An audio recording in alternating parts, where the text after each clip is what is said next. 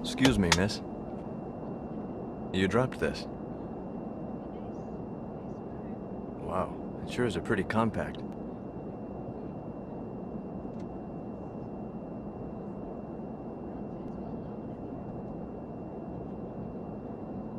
You wouldn't want to lose it. It's from your mother, isn't it, Laura? By the way, were you having a nightmare or something? You were mumbling and talking in your sleep. Are you all right? Well, I don't fly too well myself.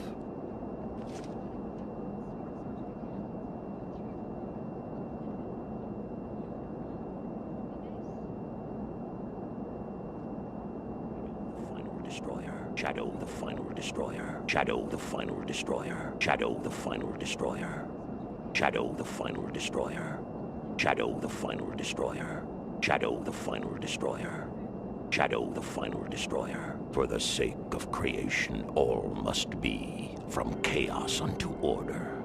Shadow the final destroyer. Shadow the final destroyer. Oh, here. Oh.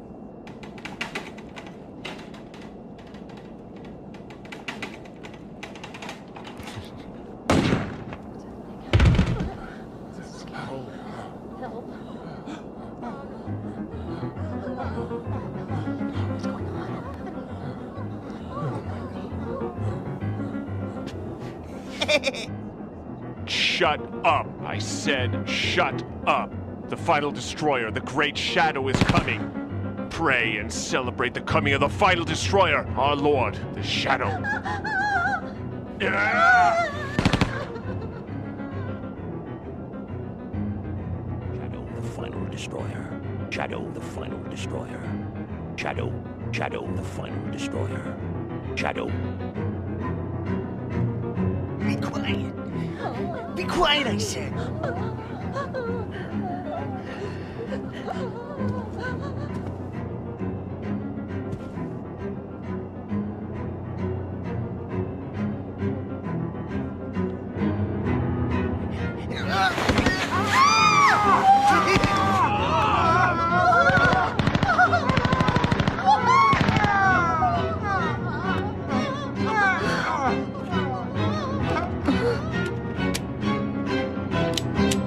Pray.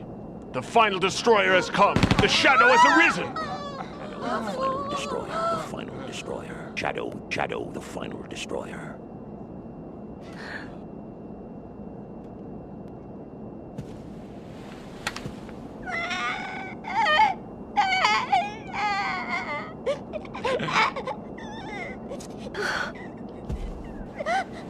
Shut up, I said.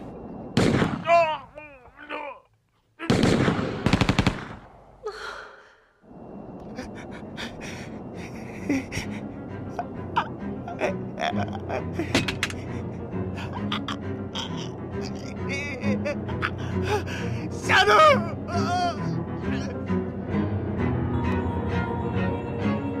What's this?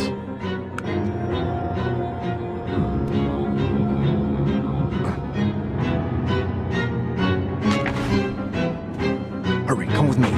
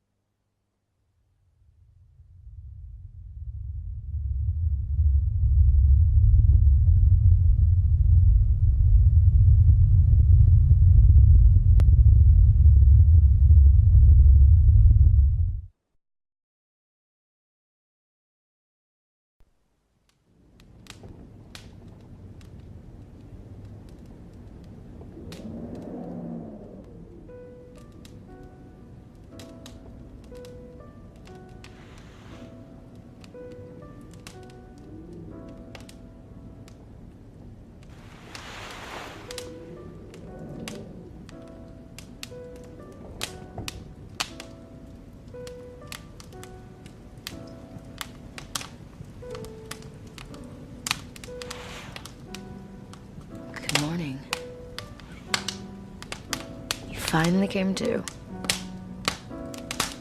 10 days have passed since that terrible accident. But I only found you the day before yesterday. You were lying in the snow, and I brought you here.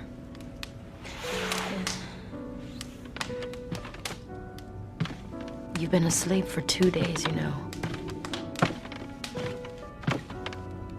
I just can't figure it out. How did you manage to stay alive for 8 days? Looks like you were eating regularly, too. So strange. I found you pretty far away from the crash site. Do you remember anything? I see. I'm Kimberly. Kimberly Fox. I'll, talk to you more later. You must be tired. Seems like you were having a lot of nightmares, too.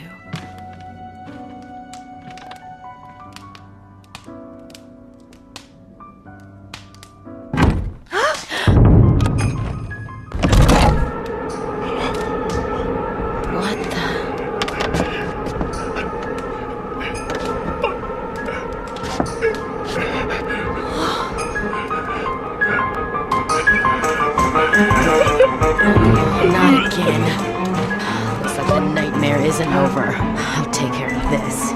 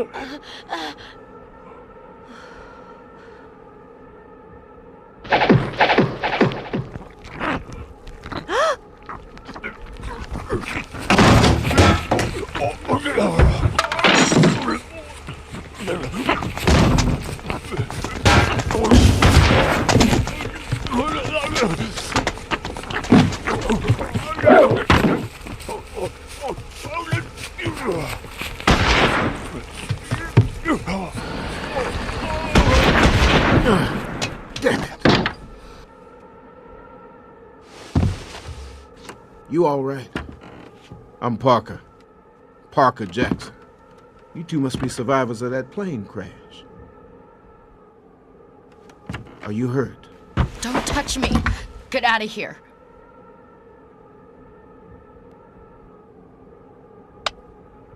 Just a minute. What do you think you're doing? Get the hell out of here. Wait. I haven't blossomed yet. Blossomed? Come on. Didn't it look like flowers were blooming from that monster? You both saw it, and there's more just like it out there. He's not the only one. What exactly was that thing? Who the hell knows? Some of them look like they might have been passengers from the crash. But the monsters got to them. And as you can see, they turn into... Monsters? Yeah, they blossom. They've turned into monsters too. Get out. Look, like I said, I'll shoot. I swear I'll shoot. look, unless we work together, we won't get out of here alive. I will shoot. All right, I'll go. Now. All right. I get it. But listen up and listen good. You may be armed, but there's only one way to tell whether someone's human or not. And that's by the color of their blood. Those things bleed green. But to see any blood, you've got no choice but to shoot. And you've got to do it fast because they'll be on you in a flash. We don't know much of anything yet. Should we shoot everything that looks like this creature? And what if it looks human and bleeds green? There may be monsters that bleed red for all we know. What are we supposed to do then? We don't know whether everything that looks like a monster always has green blood. Maybe some are still human inside. Maybe they can revert back to humans again. We don't have any answers. All I can say is, survive. Get out of this godforsaken place alive. Be careful, both of you. Watch your back.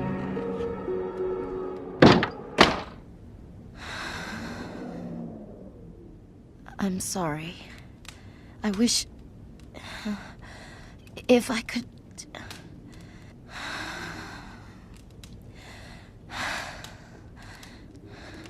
Damn it.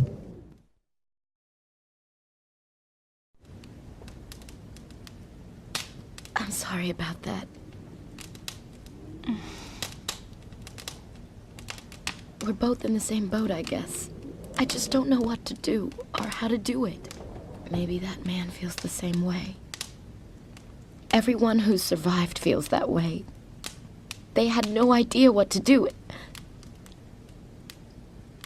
Maybe you're better off than others, not remembering anything.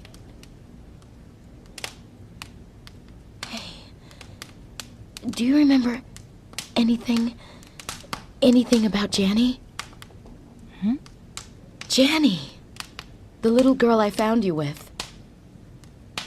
You were both lying there, in the snow, and you were trying to protect her.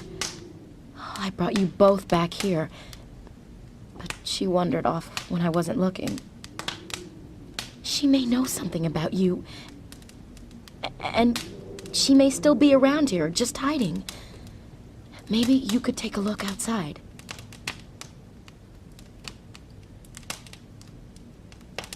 You won't be able to walk too far in the snow. And the area is surrounded by forest and a sheer drop, but I'll wait here. Be careful, okay?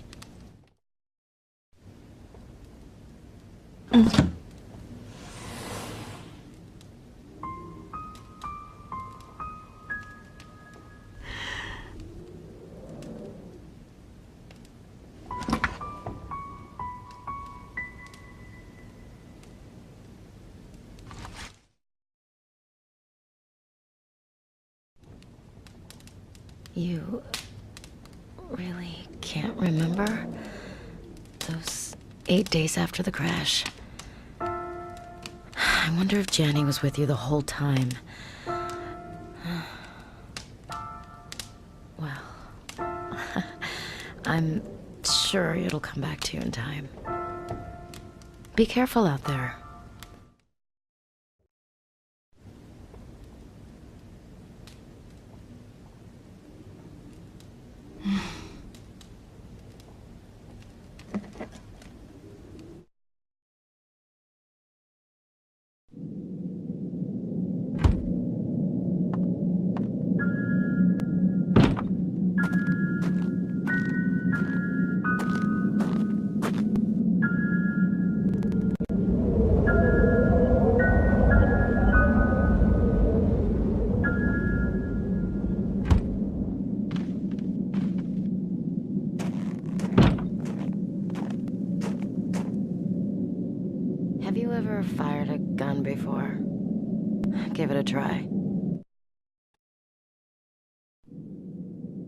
You think it's cruel? I did too at first. But you know, I spoke with this Norwegian hunter in a tavern, and he said even rabbits and mice have killer instinct, and that there's no such thing in this world as absolute prey or an absolute predator. He also said that it's an energy, kind of awareness that binds life together. So I guess we better stay on our guard at all times to survive. To feed the flame of instinct with the fuel of life was the way he put it. The reason why consuming meat gives the body strength is because the urge to kill and the energy of life embodies the flesh. Or something like that. Well, I guess what I'm trying to tell you is to eat a lot and get better soon. Come on. Aim straight and take a shot. All right. You got it. Shoot that way. There's 2 more over there. Wow. You're way better than me. I think you've got what it takes to be a great hunter. You can put the game you caught in this portable cooker. It automatically cleans and cooks the meat. So you can eat whenever you're hungry. It's pretty good. Much better than stale bread. I'm gonna go get a little rest now.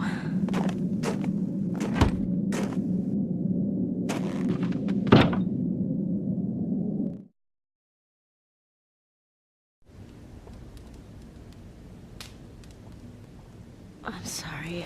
It kind of hurts where the monster got me. I just need to rest a bit.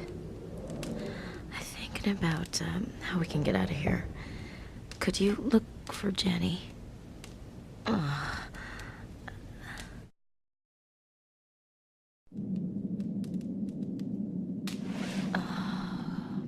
Please, let me rest.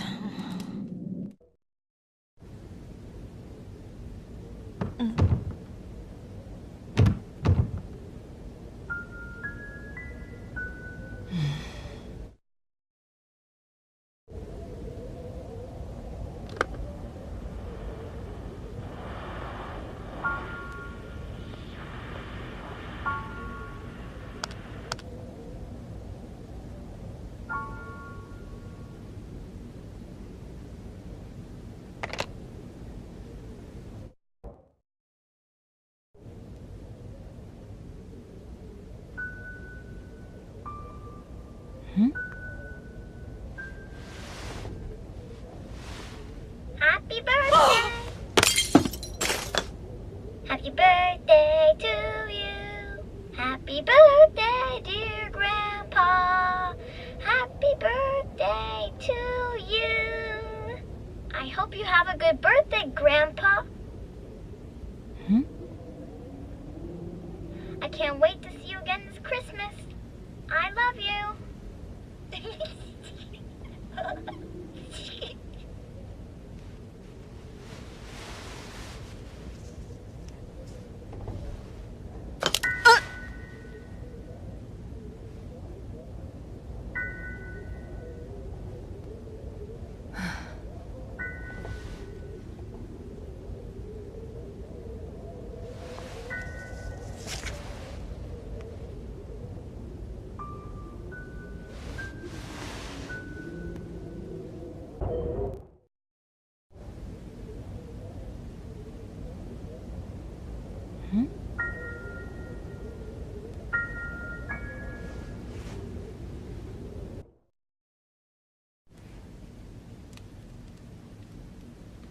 Hi.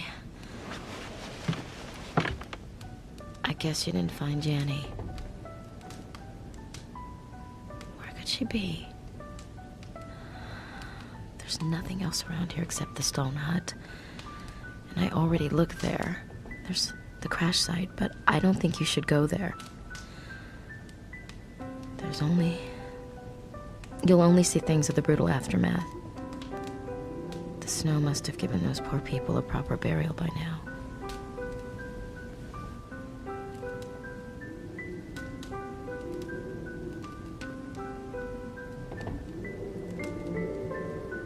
If you are going to the stone hut, used this key to open the cabinet inside.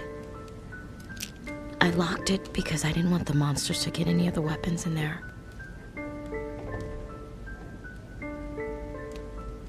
Be careful. I'm tired. I'm gonna rest a little bit longer.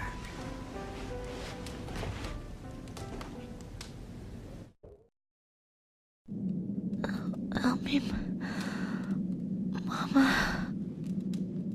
I'm scared. I'm so scared.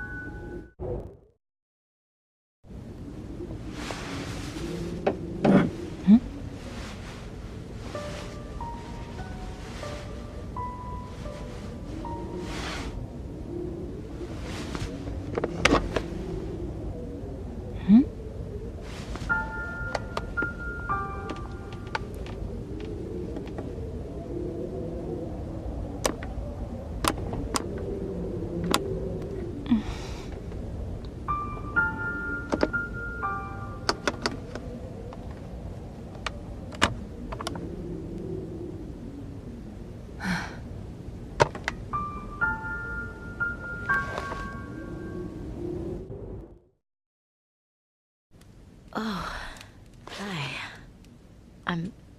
Feel a little bit better. Well, looks like you've been to the stone hut.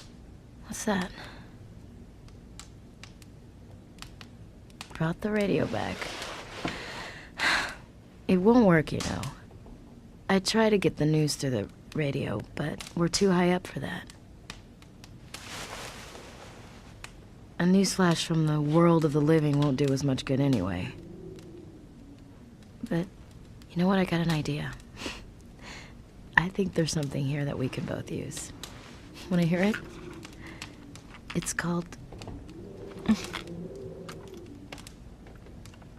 Counting the Roses. I actually wrote the lyrics, believe it or not.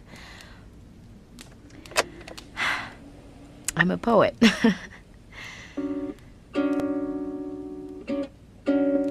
Someone who happened to read a poem of mine wrote and recorded this tune. I even got a letter once from someone who heard the song. Poetry to me, it's like creating my own microcosm. A sanctuary of comfort. It was probably, no, it must have been the end of another sad day when I wrote this poem.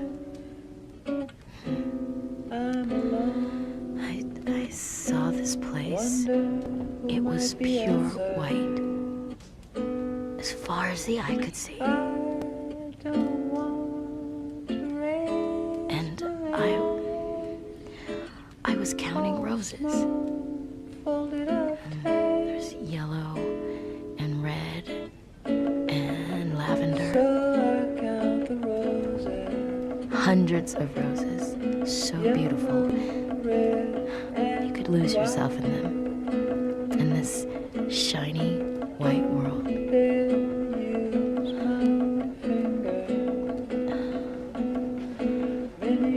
I wanted so much to go there.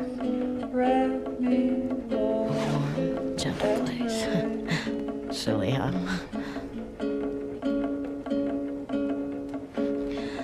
Well, there's one thing I could say for sure about my life. I had a second chance. I wouldn't want to be born as myself again. No way. Anything but that. I don't want to go through it again. Not my father's accidental death. Not my mother's suicide. None of it. At first, I tried escaping through drugs. Then I learned to create my own little world through poetry. It was a place where there was no death. And I could just be happy, you know. I recently went through some of my poems and I realized something. Every one of my thousands of poems are so sad.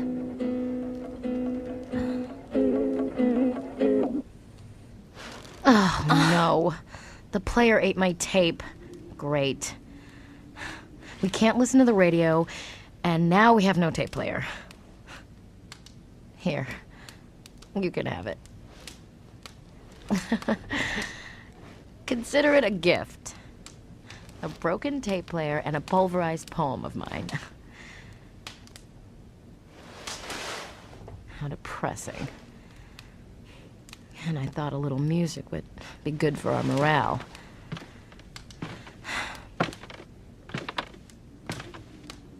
You know, there's something else I don't understand. It's been 10 days since the accident. So why hasn't any help arrived? Can you remember anything? I mean, anything at all from the last 8 days? You must have been with someone else. I couldn't make it out, but you were calling someone's name. I wonder what could have happened to Janny. If we could only find her, you know, she might know about this other person. I'm sure of it.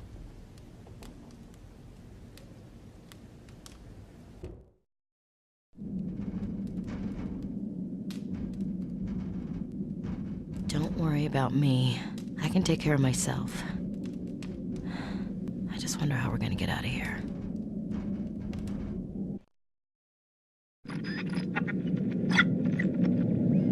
This is Pro Airlines, Flight 863. This is an emergency.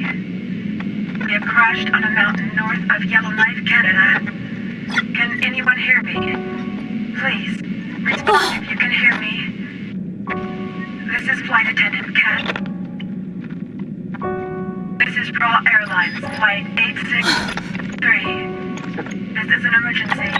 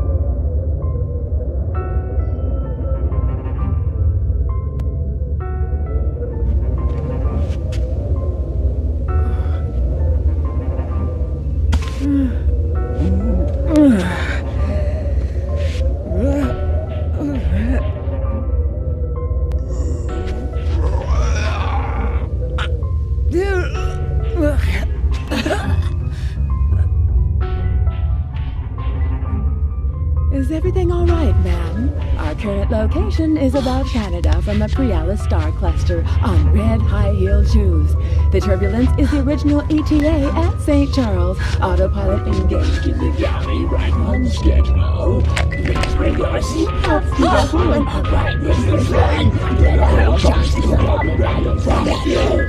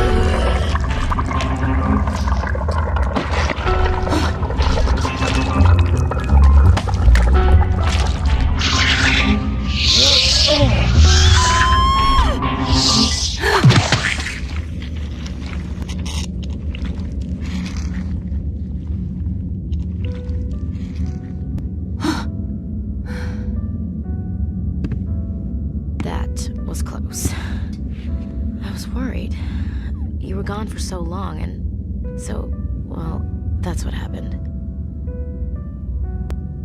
She blossomed. Hey, look.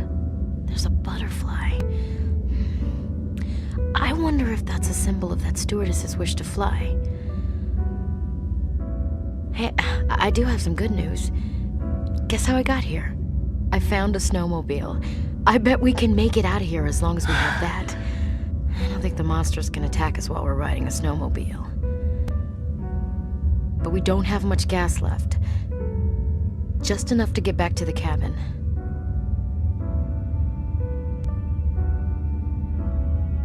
Yeah, we'll need to find some gasoline somewhere before we can go anywhere else. Let's just go back for now.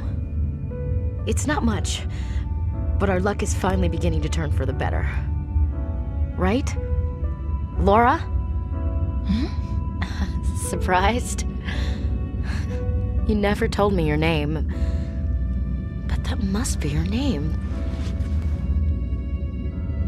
This is yours, isn't it? I found it by the bed. It's engraved, to Laura from your mother Lucy. Does that bring anything back? Lucy. That's your mother's name. Does it ring any bells? Can you remember? Can you remember her? What's she like? What does she look like? I bet she was very kind to you. When I found you lying in the snow, you were holding it as if it were so precious.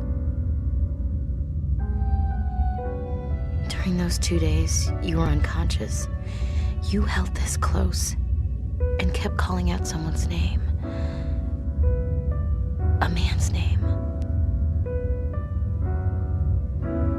Laura? Laura? Laura, are you all right? Laura!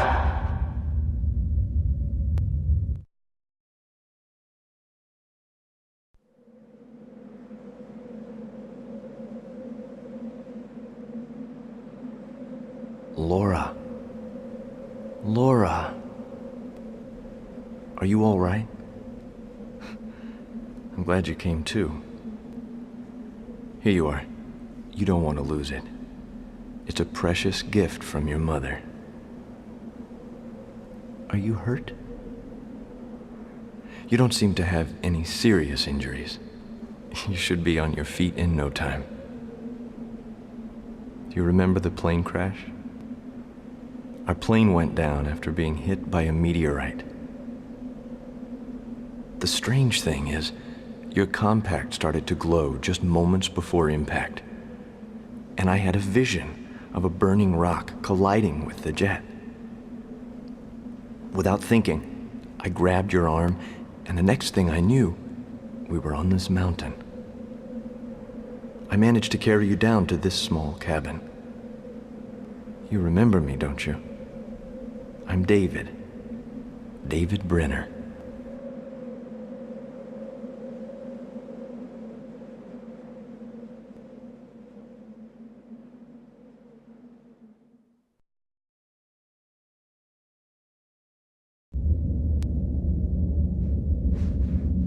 Laura.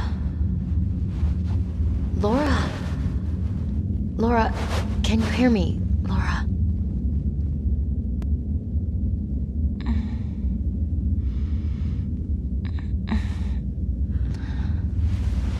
Oh, you scared me. I was afraid you would sleep for another 2 days straight. I was just getting used to having a friend.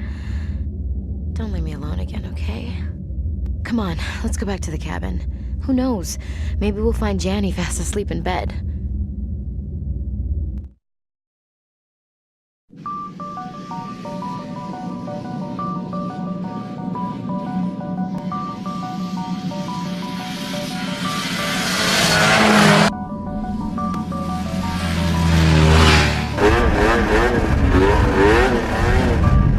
Hey, Laura! Can you hear me? If we ever get out of here, I'm gonna write a poem for you. Yeah, I think the theme will be light. It's what you brought into my life. I'm so glad I met you, Laura. Well, you ready for some speed? Hold on tight.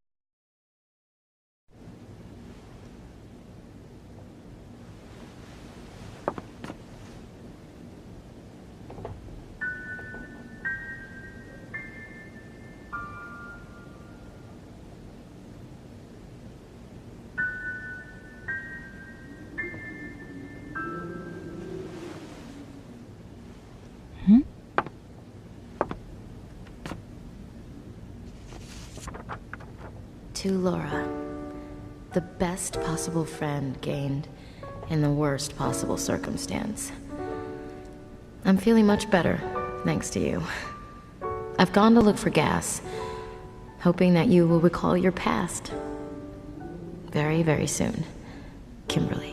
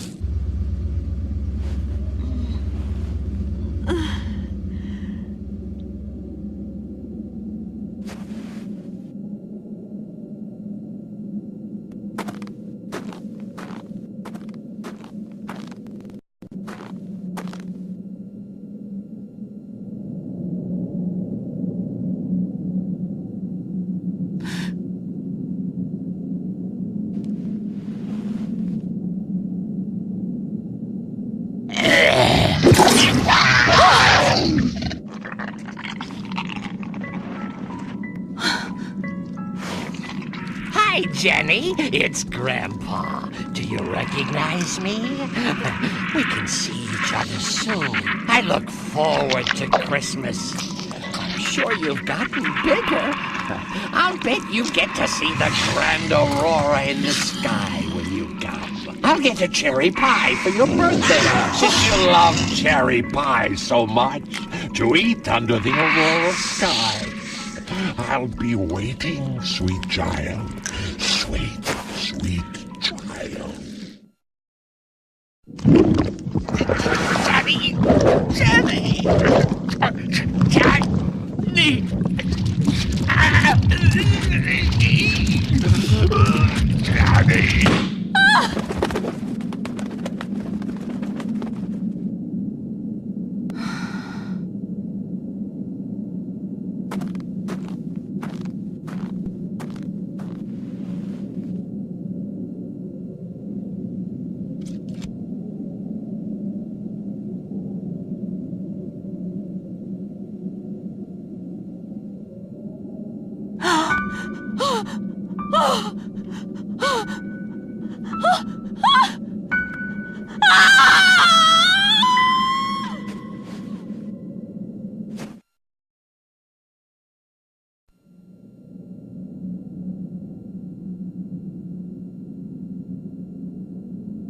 Laura, looks like it's morning. As far as I can tell, it's still snowing. Oh! Ow! No, I'm all right. Oh! It just hurts a little. Looks like I took a beating. I probably won't be able to walk anytime soon. How are you doing? Good, good. Your color's coming back. I'm sure you're gonna be just fine. The snow's so beautiful. You know, I actually grew up in these parts. When I lived here, snow was nothing but a dreary pain. But now it seems... Oh, this flower? This is a Canadian flower. I'm gonna keep it as a good luck charm. My mother used to press flowers, I remember. I wish I could bring you luck and protect you. But how can I? Why?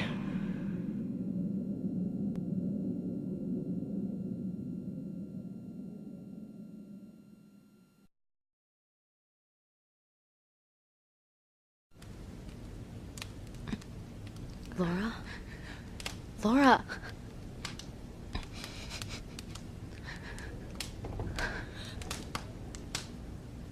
Oh, Laura. I am so sorry. I never should have left you alone. Are you all right?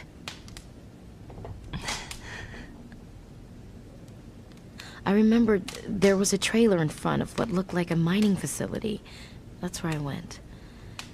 Unfortunately, the gas tank was empty. There was nothing left.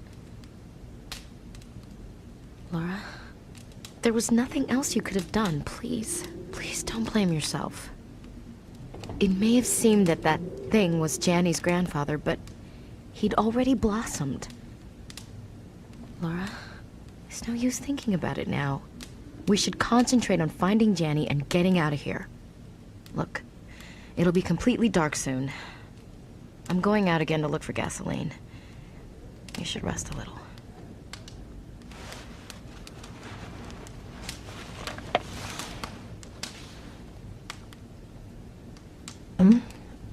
Oh, this. It's medicine. Just medicine. Would you like some? It's called Linda. It's very popular these days. It helps me relax and somehow seems to make everything crystal clear. I guess it sort of frees you. Maybe it'll even bring your memory back.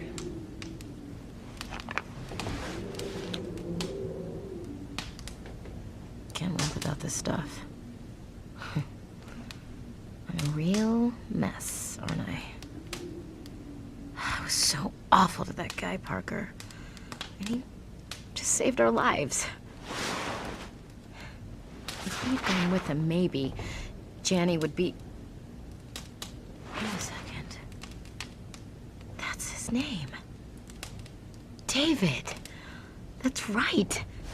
That's the name of the guy you called out in your sleep over and over again. Oh, yeah. I remember you saying, David. David, thank you so much, David. Does that sound familiar? Do you remember a guy named David? Maybe he's the one who helped you. Thank you so much, David. That's gotta be it. He must be lost along with the other passengers from the crash. He must be lost along with those 8 days of memory you've lost. You were with him after the accident. You got lost, so maybe he's still out there somewhere, waiting for you to come back. Was he your boyfriend? Your husband? David. David, thank you so much, David. That's exactly what you said. If only Janny were here, then we'd know something. Hey, don't worry. We'll figure things out. The first thing we need to do is find gas for the snowmobile. If you feel up to it, you can help me look. There must be some gas around here somewhere. Here, take this. It'll be dark soon. Use this to light your way.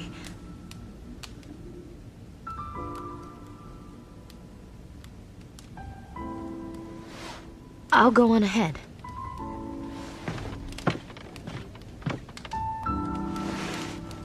It would be great to meet David again, wouldn't it?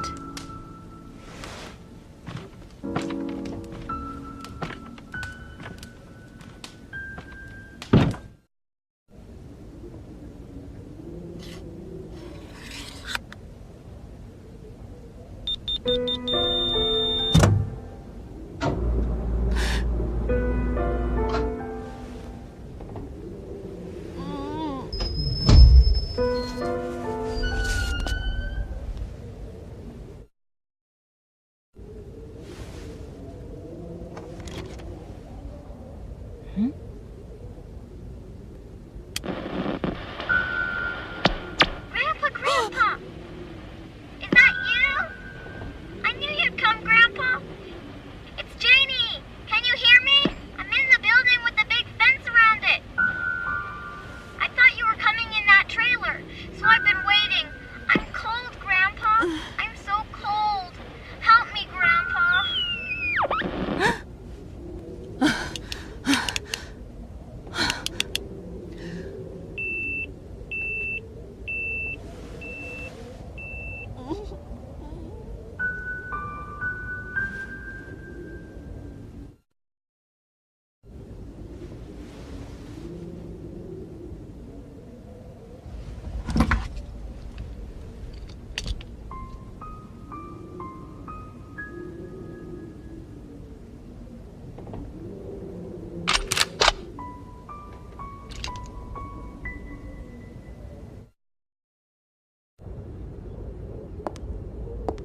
Okay.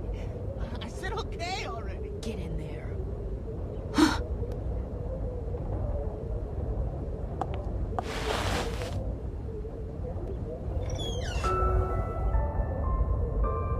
Time to talk, you bastard. What's in here? What the hell are you hiding in here? I don't know nothing. I swear. For Christ's sake, put the shotgun down. I swear I don't know anything. Larry and I are not terrorists. He started it. Talking nonsense about how he was going to resurrect the Shadow. How the hell was I supposed to know what he was talking about? Shadow? Larry's on some bad stuff.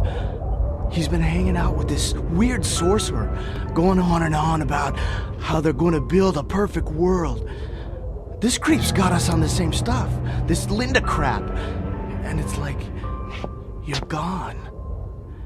You see weird stuff like a huge seed stuck inside ice that shines. You know what I'm saying? When I saw it, I just knew it was the Shadow. No one told me. I just felt it. So I really don't know anything. All my buddies got killed in that crash. And Larry's turned into one of those damn monsters. I don't know if that means he's dead or alive, man. He even tried to eat me, you know that? What am I supposed to do now? Come on. You gotta help me. I don't know anything. Nothing at all. All this happened because of Larry and Linda. You really don't know anything? Yes. I swear. Hey, you and me, we can get out of here together, huh? You're one tough broad. I like that. I've always had a thing for strong women, too. Hey, say, why don't we pop some Linda and do a little of this, huh? Come on. Satisfaction guaranteed. Ain't no way any monster's gonna eat me. But a good-looking woman like you, that's different. What the hell? You two? No! Come on! Don't! Please! Oh my God! No! No!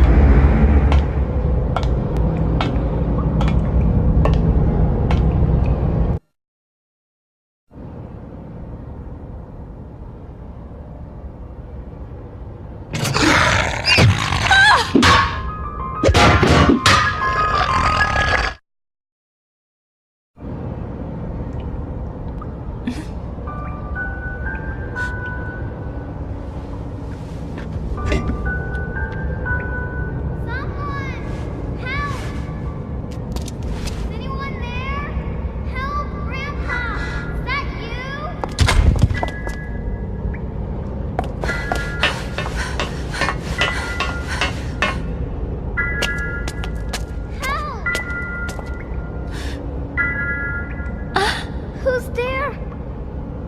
Oh, Laura! Get me out of here, please, Laura!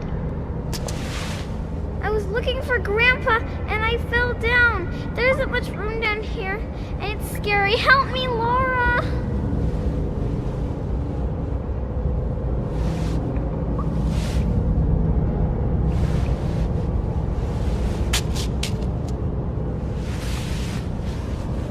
You saved me, Laura. Thank you. Thank you. I knew I'd see you again. Where's Kimmy? She's okay too, isn't she? I wanted to find Grandpa, but I got lost. I'm sorry. What's going on? Laura, what's happening?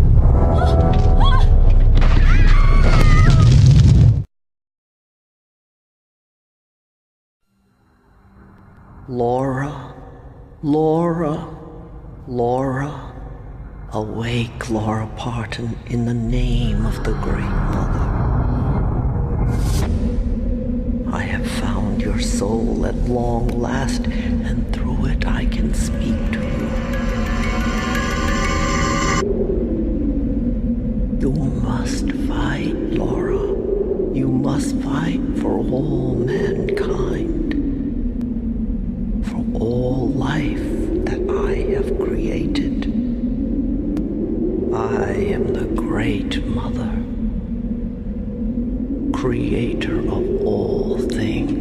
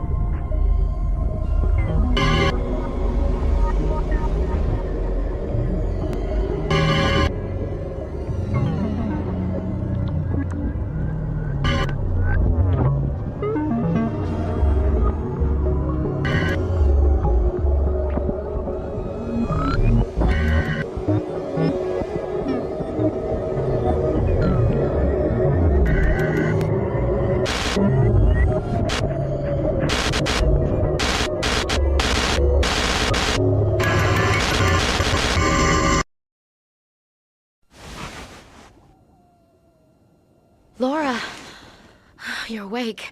Good. You're okay. Janny's okay too. What happened exactly? I was just sitting here worried because you were gone so long. Then all of a sudden the two of you just fell out of the sky. A bright golden light lit up the entire room and then boom! See? Look up there.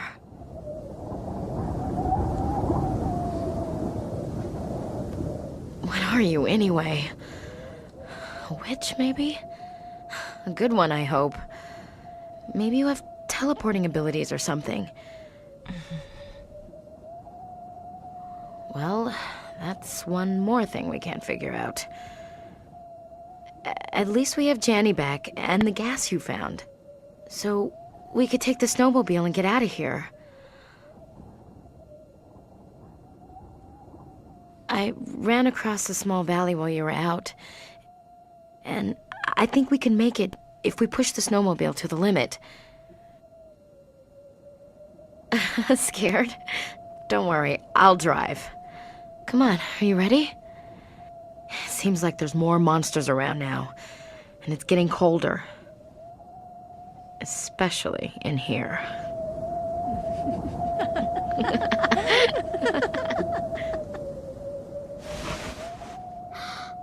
Laura! Kimmy! Where were you, young lady? Huh? Laura and I were worried sick about you. I'm sorry, Kim. I knew Grandpa's house was nearby, so I tried to go find him, but I couldn't. Where's my grandpa? I want to go see him. I want to see my grandpa. Do you know where he is? I promised I'd come see him, and he promised he'd show me the northern lights. And magic tricks. It's my birthday soon. I want to celebrate with Grandpa. Oh, Laura. Don't cry. There's nothing you could have done. You know how things are. You're not to blame. But what we are responsible for is making sure this little girl is safe. Right?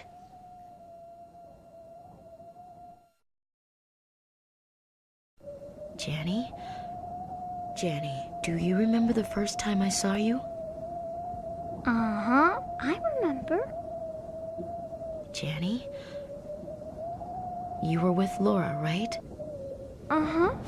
Was there anyone else with you two? Anyone else? A man. No, no one else. There wasn't anyone else ever. After the airplane crashed, I was all alone for a long, long time. And then Laura found me. Was Laura with a man? Someone named David?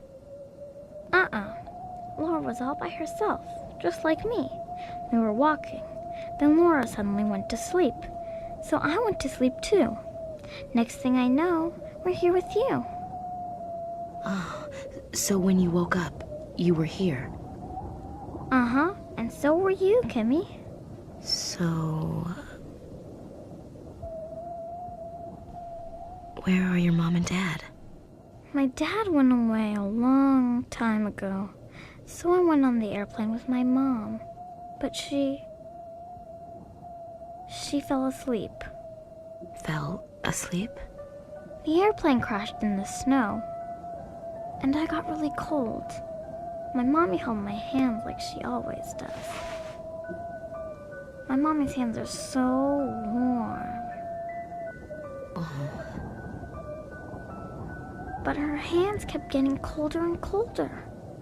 I told her that her hands were cold, but she said it was because of the snow, and that everything would be okay. Then she kept getting colder and colder. So I tried to warm up her hands like she always did, but it didn't work. She said it would be okay, and we just held hands. And Mommy went to sleep. Oh, Janny. I'm sorry, Kimmy. That's why I didn't want to go to bed. I was scared of going to sleep. So I tried to find Grandpa instead.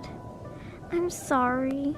I'm sorry. It's okay, Janny. You don't have to be scared anymore. Will I fall asleep and go away too?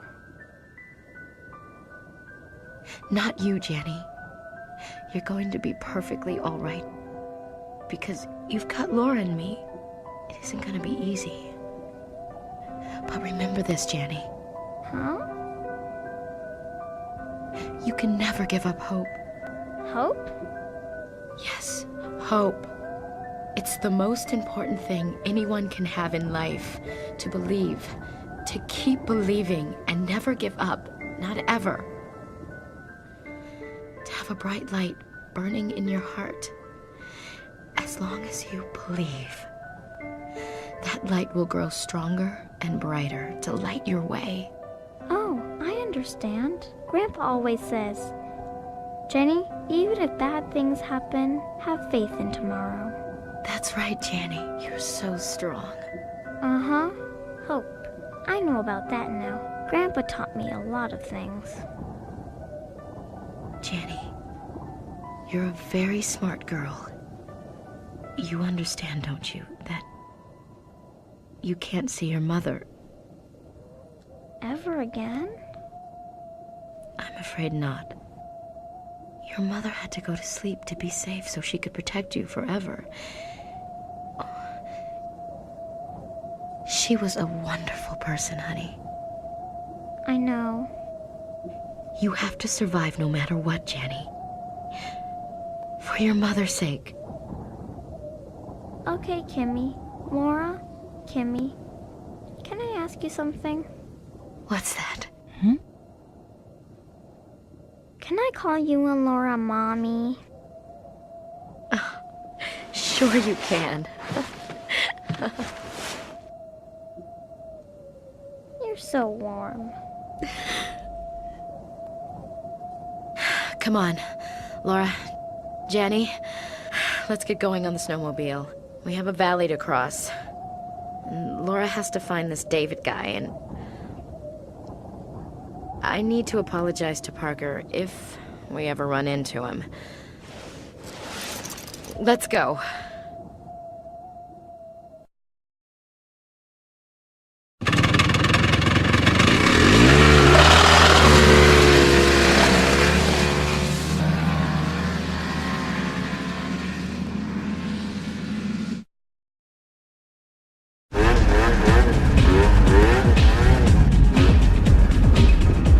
All right, here we go. Everybody hold on tight.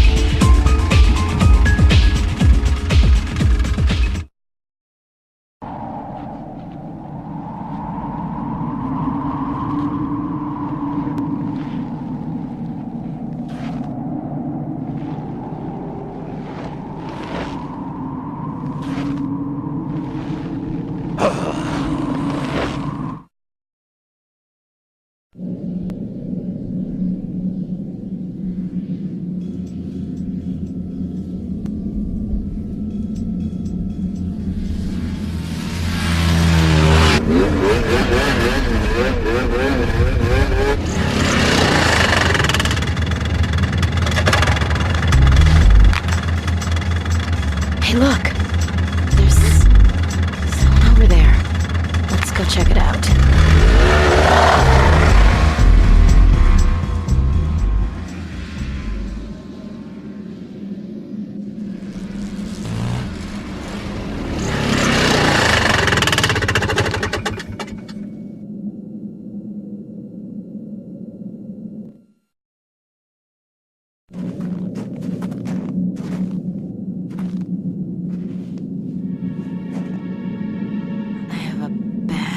About this. Hello? Hello? Doesn't look like anyone's home. Let's go in.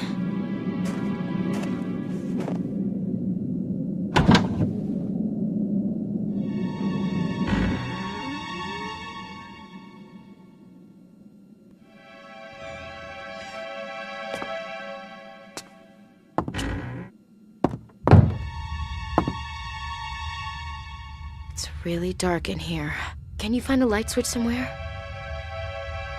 Oh, here it is.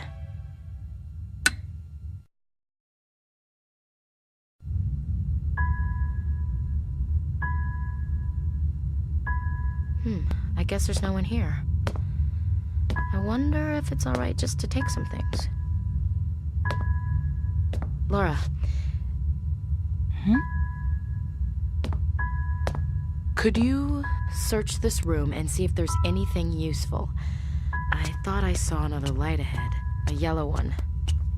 I'm gonna go check it out. And Janny, you come with me. Okay. All right. We'll be back as soon as we finish checking it out. You're not scared to be alone, are you?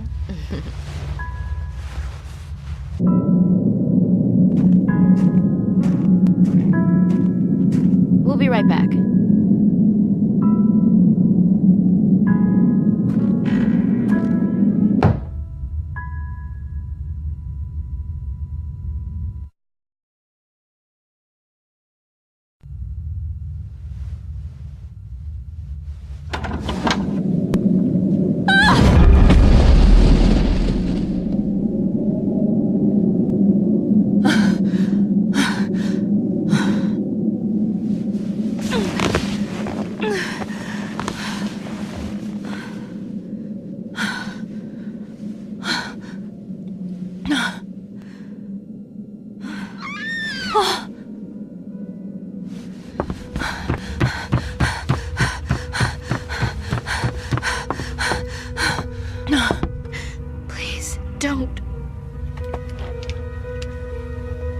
please don't.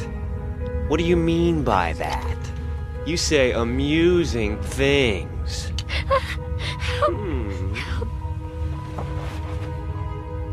Help, huh? I bet all the people you victimized until now pleaded for their lives in the same way, huh? Stop, please, help! Pitiful. Help! Shh, you're hurting my ears. Shut up, will you? My head hurts. It's pounding. Don't shout. Do I have to beg, huh?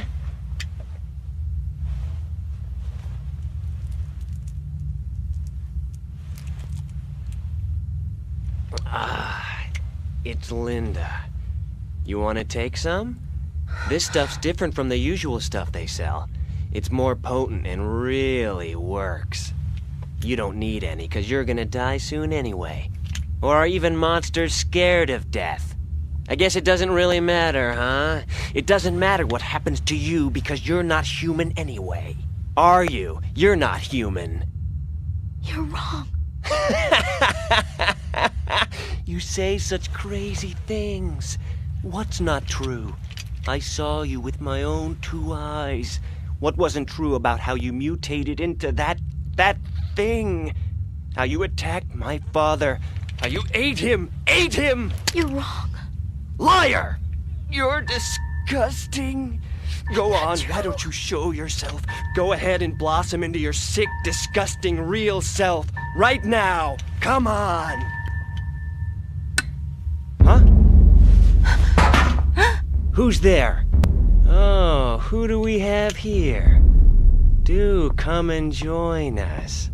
Isn't that nice? We have company.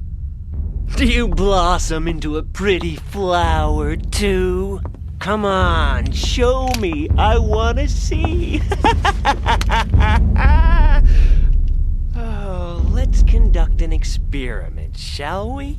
Yes, an experiment. You know, a test on both of you.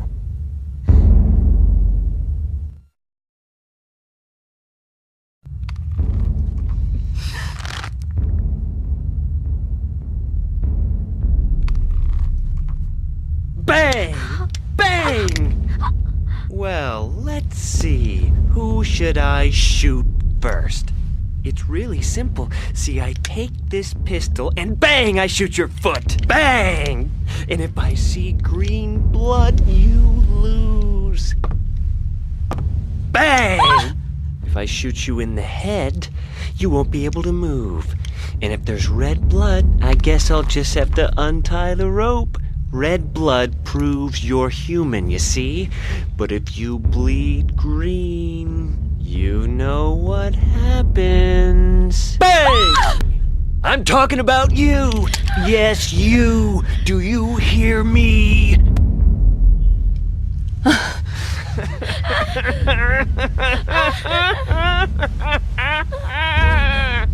How could you do that to my father? That's not true. I saw you! I saw you! You took my father and...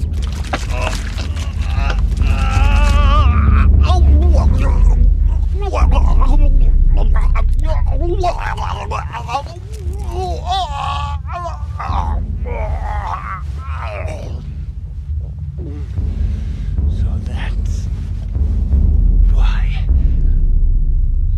I'm going to experiment. Experiments are fun. I want to see you turn into a monster. That's exactly what we're gonna do. Look, look, I'm going to shoot you now. Bang!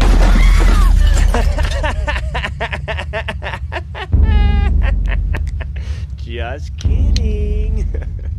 Surprise.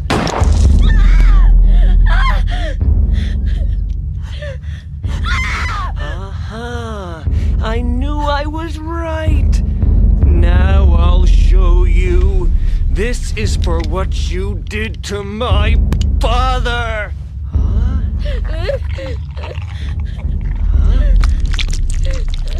What the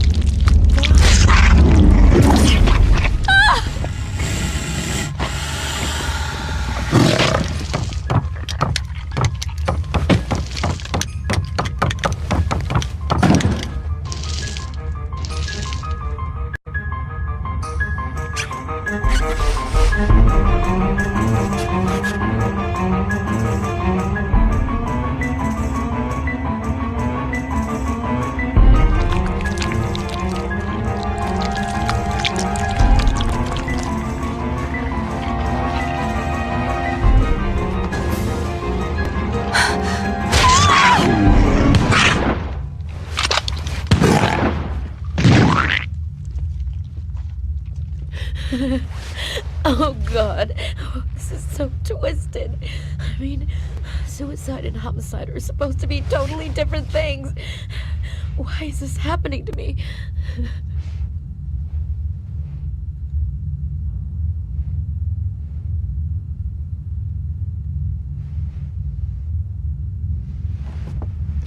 I'm sorry. Did she hurt you? No! Don't come near! You shouldn't see this. All right.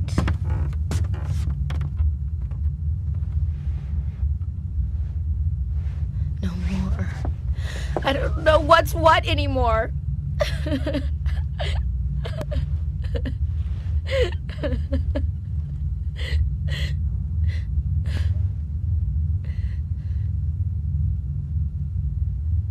sorry. It's just that I've never killed myself before. Laura, are you all right? I guess I'm over it now.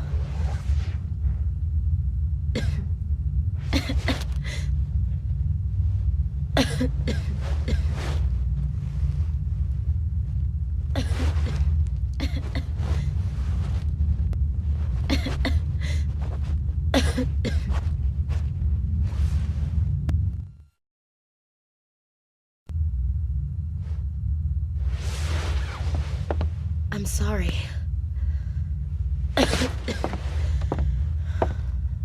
There was a storage facility just ahead, and I saw it there too. My own body. Talk about freaky. I mean, whoever really had to walk over their own dead body? I mean, I didn't think I'd end up killing myself, but I guess it's better than being killed by the other me.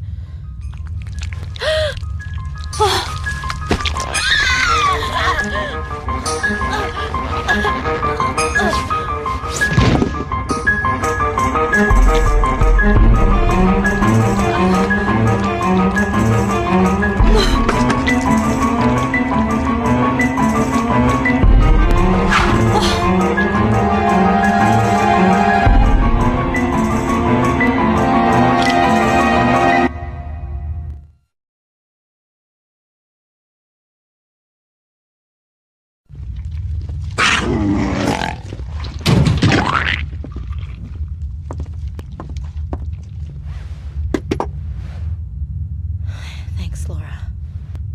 You saved my life.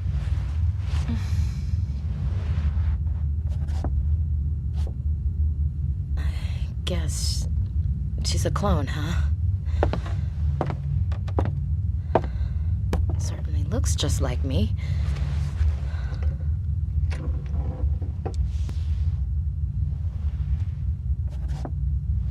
Gives me the creeps. I guess they have the ability to replicate the exact physical appearance of their victims. Oh. Do you think I'm... Don't worry, I'm human. You can't clone a person's mind.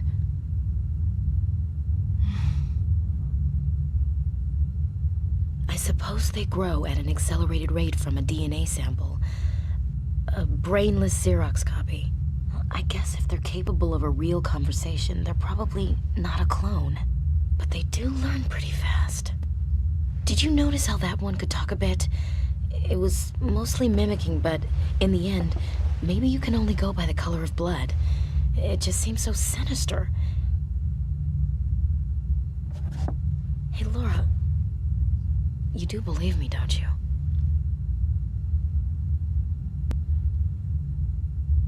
Can't say that I blame you. I bit the inside of my cheek. It's hard for me to even know what I am anymore. With all the crazy things going on around here. You end up suspecting yourself of the worst things. Gotta snap out of it, though. Come on, Jenny. Let's go check out the next room. Okay.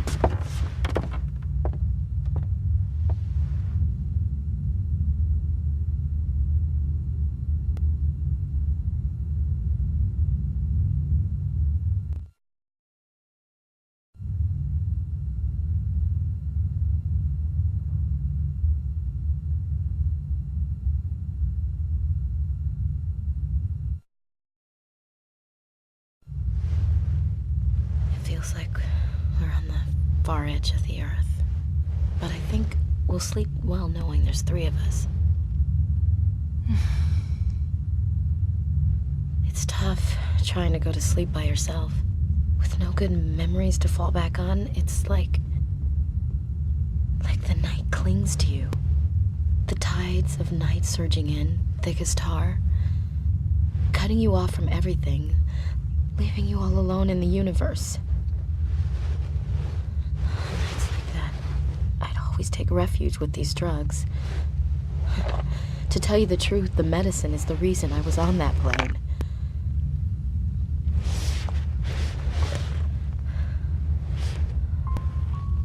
The room was so thick with sticky, suffocating darkness that night. I thought I'd drown. I took my medicine, and that's when I saw it.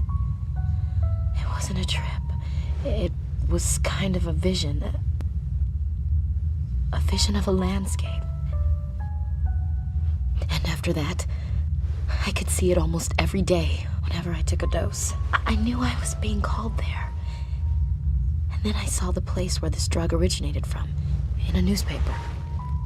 The article was about Linda, how it was extracted from a type of lichen only found in the tundra of northern Canada. It mentioned that Linda triggered psychosis and aggression in some people, and that several violent murders in the past few years were committed by perpetrators who had taken Linda, and that even many acts of cannibalism had been reported. The story went on about the relationship between human aggression and instinct, but I couldn't take my eyes off the photograph. I was mesmerized by it. It was exactly what I seen in my vision. The same landscape. And that's why I got on that plane. Of course, you know the rest.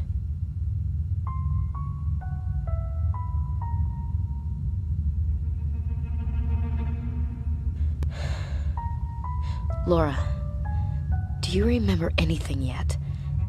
Your mother and that compact? And that David guy?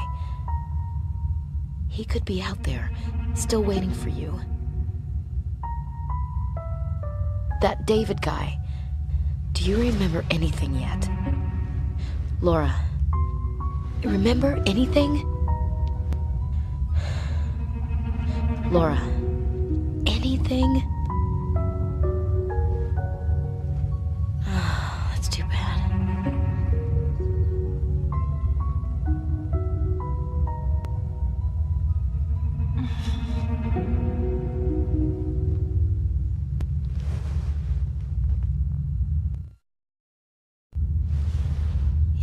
You want to go get some sleep?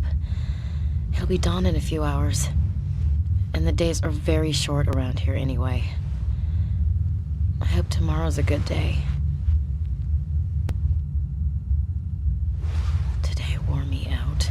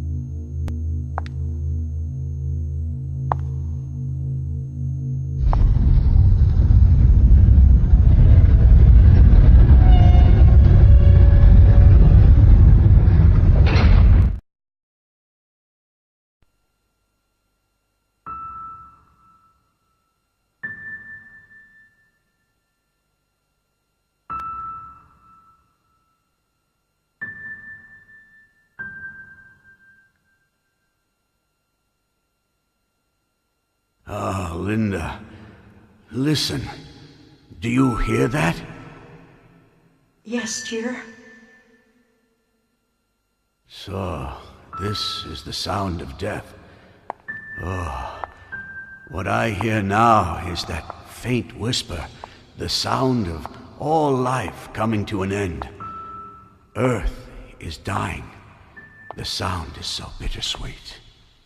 I'm sorry. I don't think I really understand. No, dearest. You understand much more than I do about everything. If you say so.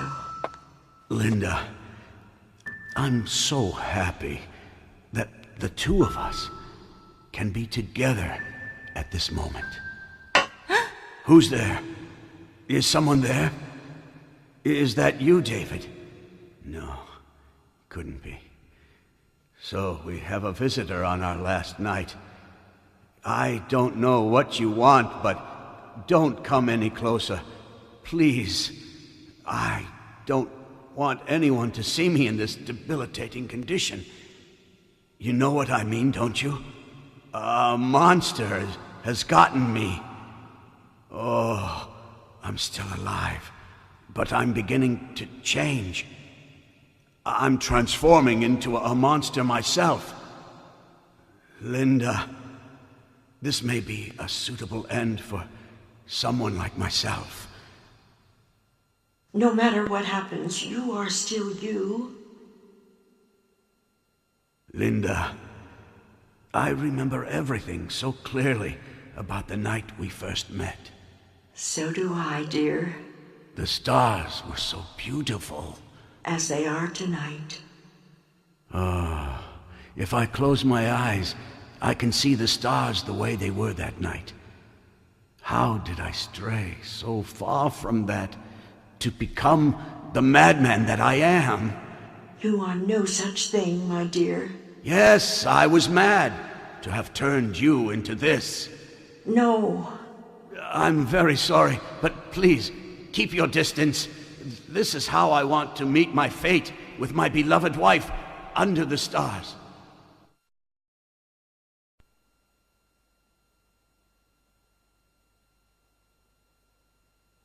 You probably heard, but many people in the outside world call me a mad scientist.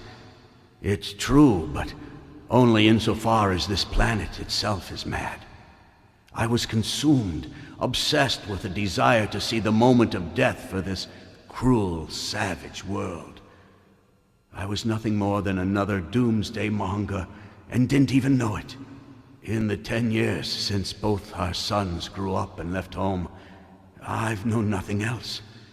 My obsession cost me every cent of the profits earned from refining an indigenous lichen. Then, finally, my hard work and devotion produced tangible results. It was 2 years ago, while studying eclipses and old sundials, that I realized the truth about Stonehenge. By mapping the light and shadow patterns of Stonehenge, then computing them against the position of the stars, I came to the conclusion that Stonehenge had been used to predict solar eclipses. And as I made further progress, I finally discovered that Stonehenge was actually created to predict a specific day, the final day of all days. The end of everything. This discovery shook me to the very core. For 30 years, I had waited for the apocalypse, and with that knowledge within my grasp, my mind recoiled in horror. Earth was about to die, along with everything in it. Was this what my heart truly desired? I christened the day the Great Eclipse, and tried to pinpoint the exact time of its occurrence. By then I had changed my mind. I wanted to save this world, and needed to know when the end would come and how it would occur. Unfortunately, it took more than 1.5 years for the computer to calculate the answer. It was only 3 days ago that I learned that the Great Eclipse would fall on December 25th in the year 2000. On Christmas Day. But who would listen to the ravings of a madman? I sent for my older son, a special agent with the FBI, but apparently he could not make it in time. Who would have guessed such a thing? A shower of meteorites touching off a pandemic of mutations. People turning into plant-like monstrosities. We are being consumed. The entire planet is being cannibalized.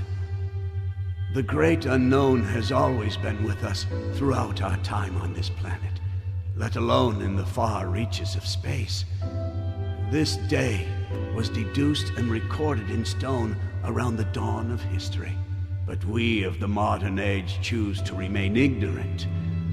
For all our great learning, all we can hope to understand is how much we do not know.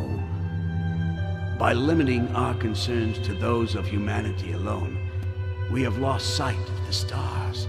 We have no memory of our beginnings and will perish unaware in the end. All we could do was briefly glimpse into the chasm of time. I have a favor to ask of you, stranger. Would you please commit us and everything here to flames and ashes? Destroy all traces of my work. There is nothing more I can do, absolutely nothing. What good will a warning be to a new civilization that is sure to evolve in tens of millions of years? What little humanity I had left was taken by those creatures. At least allow me the dignity to choose my own end. Please, break the glass by your side and get the flamethrower. You must put an end to all you see here.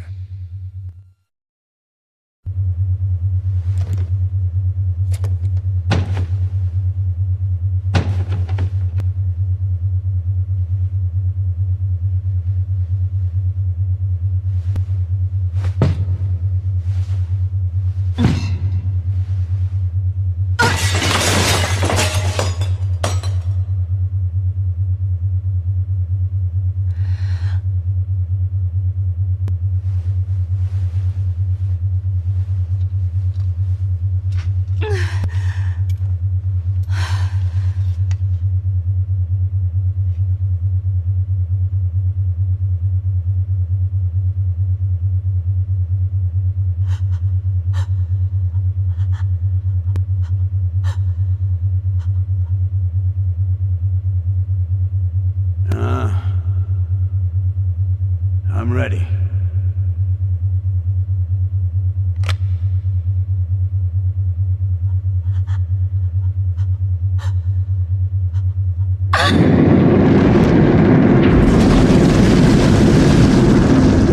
Thank you.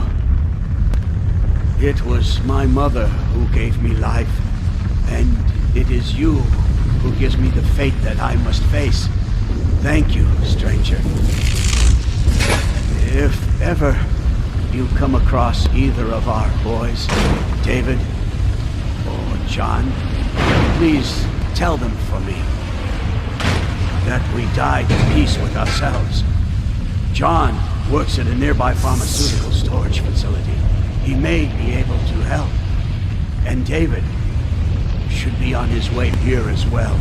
Ah, Linda, I can hear the end coming. Can you hear it? I'm so very sorry for everything I put you through, my darling. Linda, you stayed with this foolish man till the very end. And all I can do is say, I'm sorry. It's all right, dear. I was always happy being by your side. We met at night when the stars were the most beautiful. And since that time, we shared the same starry skies.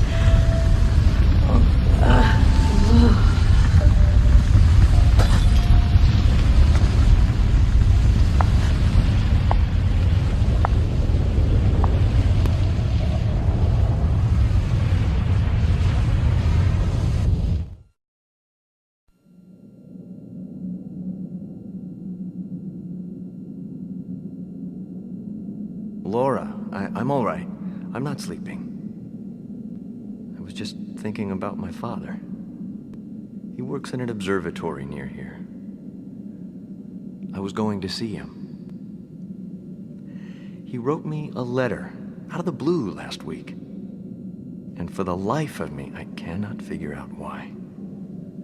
But I thought, this time I can finally do something for my family, you know? My father and I didn't get along. I've only seen him a few times since I left home. And I couldn't protect my mother. Maybe this is justice for being so damned selfish and leaving my kid brother to face it all alone. Why am I don't know why I thought of him at a time like this. But I guess I may never see them again. Not like this. Not in the condition I'm in.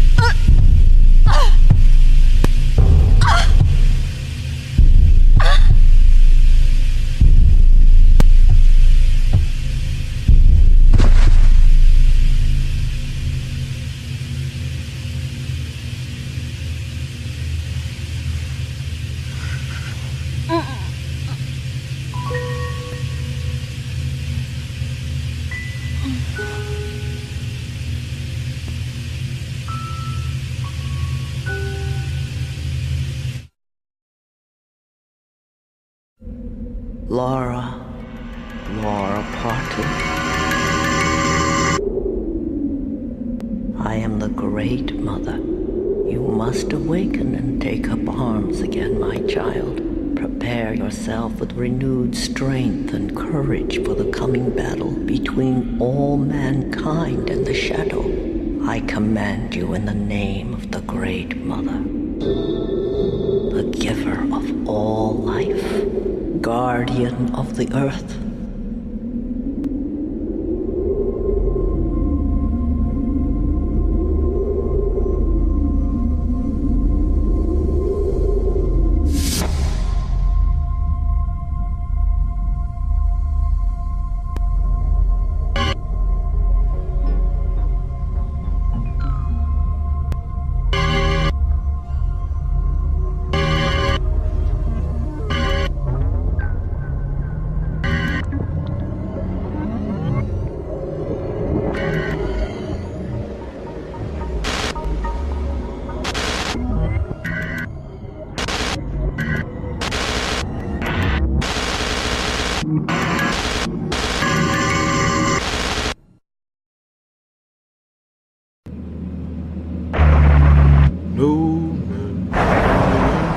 Crossfish pie, nearly come home. 'Cause tonight I'm gonna seek my Cherubio. Jambalaya, crossfish pie, Philly gumbo. Oh yeah! Ah!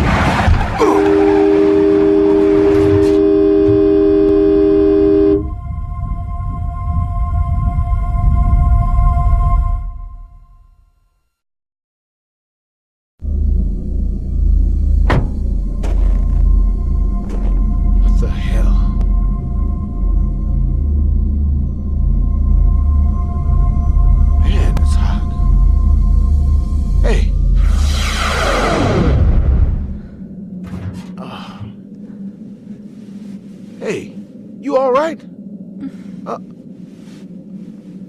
Wait a minute. You were in that cabin, but you just fell out of the sky. What the hell is going on?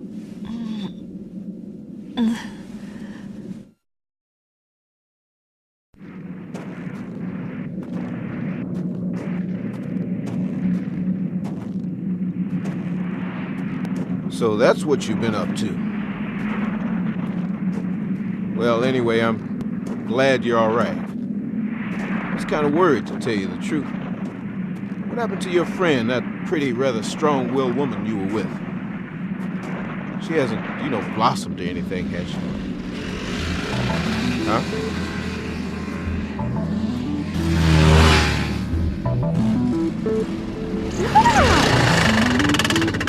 Hi. Laura, I'm so relieved I found you. I knew it was you. I saw a yellow glow out there, and Janny thought it might be you. So we followed it here, and, well, here you are. And... Hey, wait a second. I was just helping her, for crying out loud. Really? Yeah, really. I had this dream, Laura. You were talking to this lady. She seemed like a really nice lady. That's strange. So Janny woke me up and we went outside. We saw this yellow light. We also found a large house over there. There's smoke coming from the chimney, so maybe there's someone inside. We'll go on ahead. Hold on, Janny. Come on. Hey, wait a minute. You lay a finger in her, and you'll have to deal with me. Look, I'm not a...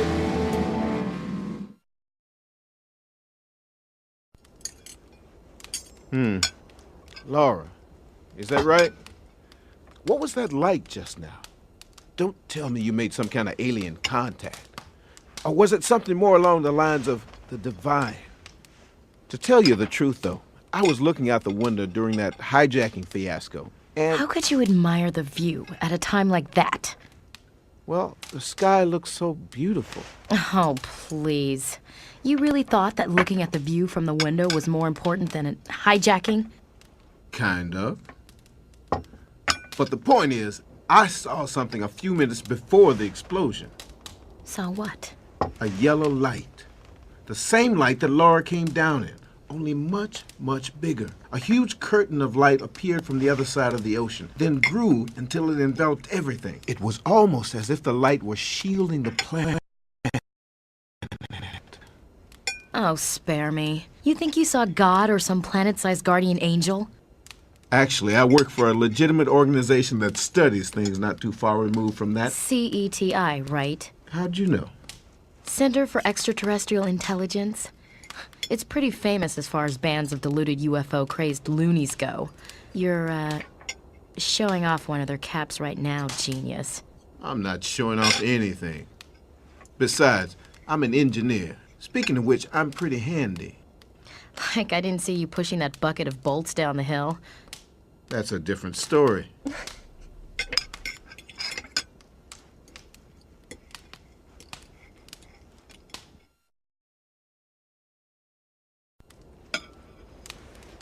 My team is currently studying the underlying causes of why the dinosaurs became extinct 65 million years ago.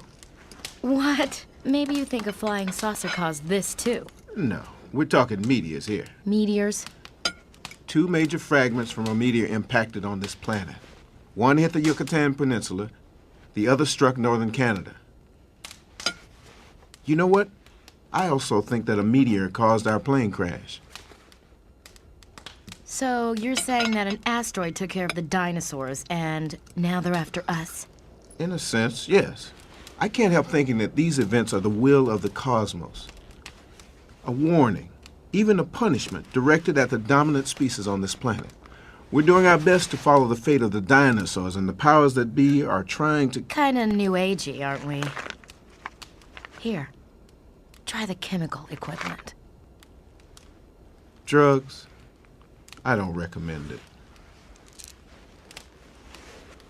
I wouldn't take anything you did recommend. Anyway, I'm more concerned about how we're gonna get out of here than in your thesis. Like I said, those meteors from 65 million years ago have everything to do with what we're seeing now. Oh, Laura, you're done eating. Sorry, we've been talking nonsense. Oh,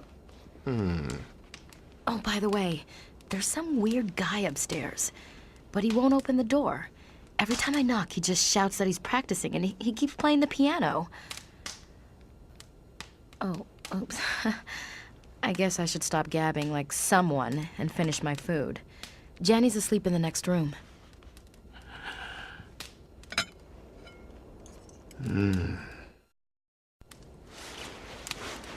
Let's go out for a while after we rest.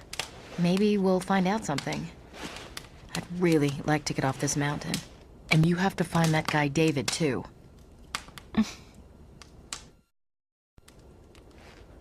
Look, isn't there anything else you can tell me? You may be the key to uncovering the relationship between what's happening now and what happened to the dinosaurs. Hey, what'd you do that for? She can't remember anything. Why don't you just leave her alone? Sorry, I didn't know. If you like aliens so much, I can introduce you to some I know. My mother was abducted by aliens. Really? When did it happen? Was it an isolated event or were there recurrences? I was just kidding. Not too bright, are you? I got you bright. Come on, let's leave Captain Cosmos here alone and get some rest.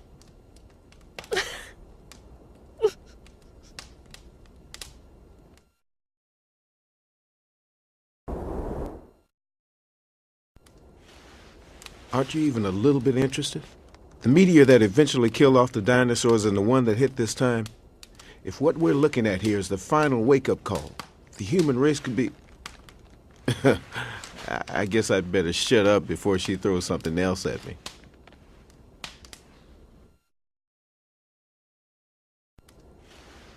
Aren't you even a little bit interested? The meteor that eventually killed off the dinosaurs and the one that hit this time, if what we're looking at here is the final wake-up call, the human race could be... I guess I'd better shut up before she throws something else at me.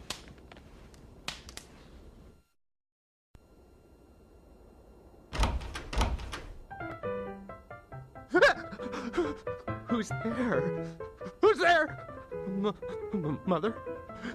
Is it you? Guess not. Go away! I don't know who you are or what you want, but I have to play this song right! Practice, practice, practice, practice, practice. Do you understand? Now leave me alone!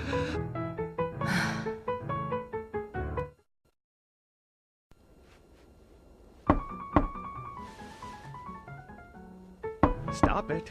Stop it. Just stop it! Why won't you leave me alone? Don't you understand? Every note has got to be perfect! You can never understand. Just leave me alone. Go away! Go away! Go away! Get lost!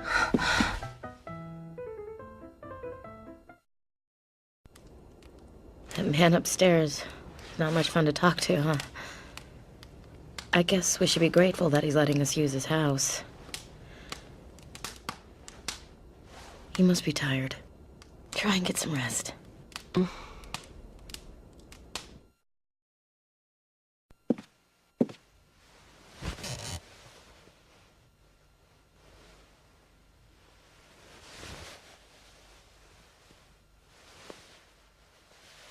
Thank you, Mommy.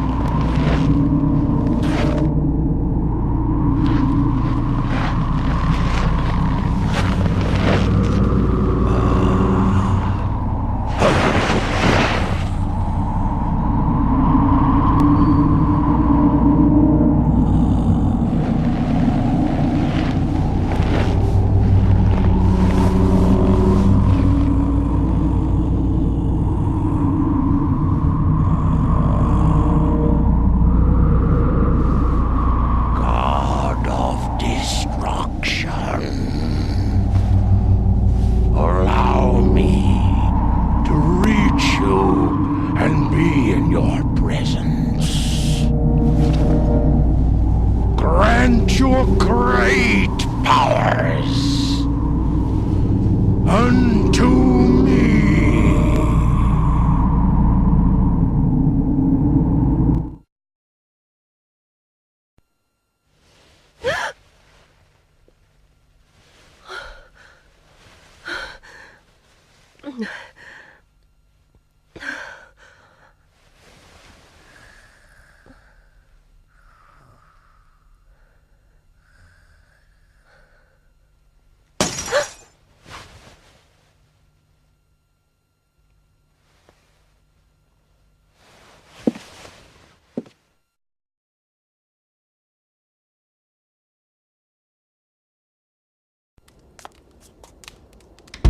What the hell do you think you're doing? You shouldn't take that stuff. Who are you to tell me what I can and can't do? I know I don't have any right, but I just want you to take control of your life. Spare me the speeches. You've got to understand, it's wrong to give yourself over to these chemicals. You won't be yourself anymore. As if anyone cares. Well, if it makes you feel any better, well, I do.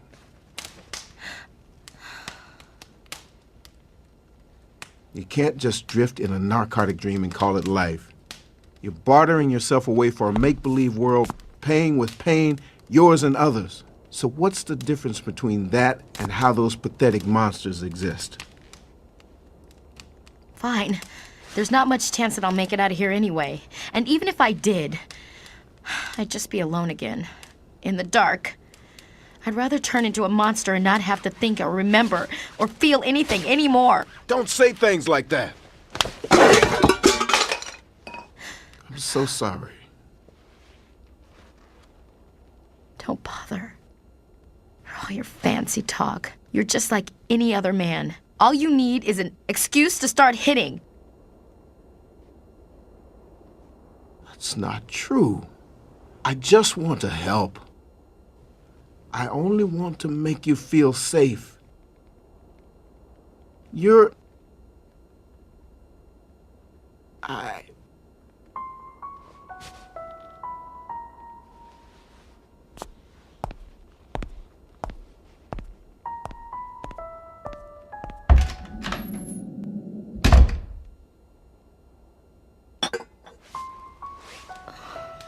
Morning. Sorry you had to see me at my worst again.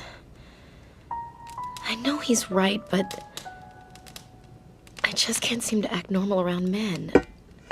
I feel like such a wreck.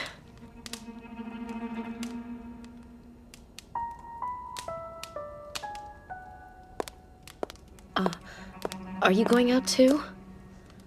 Well, be careful. I'll stay here.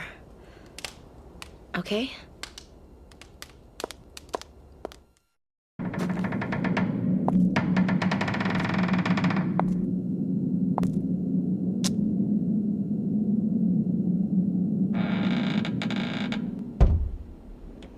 Oh, who's there? I see.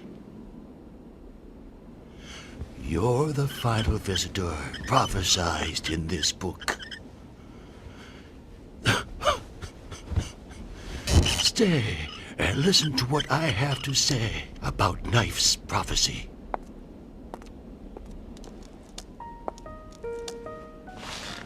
Have you ever heard of William Knife? Last year, he prophesied in his book that a holy figure who oversees the balance of all things would soon come and serve the people responsible for all wrongdoings. Do you know what I'm speaking of? I'm talking about that meteorite that hit the northern mountain that gave off a golden hue. To protect this turning star from the crimson shadow, and awaken from the folds of time an ancient lord of destruction. Only then will hope lie with a child of destiny, born on both shores of history. Terrible, terrible things. A golden flush tinted the sky, and on that northern mountain, fearfully known as Death Mountain, fell the meteor. Thus, the prophecy is fulfilled, and you are possibly... No, I ought not ask. It is not sanctioned to involve an outsider in this zealotry. Hence, go safely, my daughter.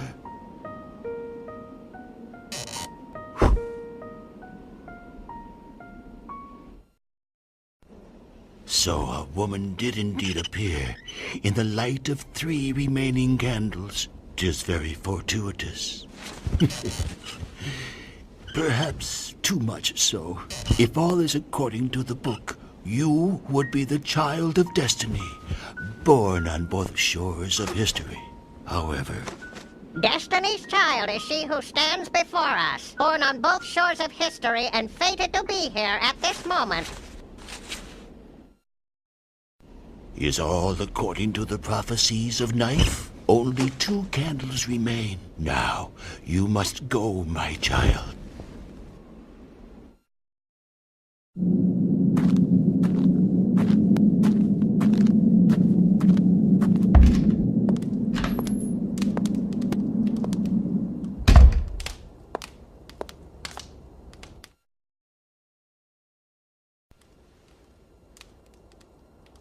Laura, I'm so glad to see you. So glad. I just woke up and you were gone. And Kitty's gone too. I don't know where she is.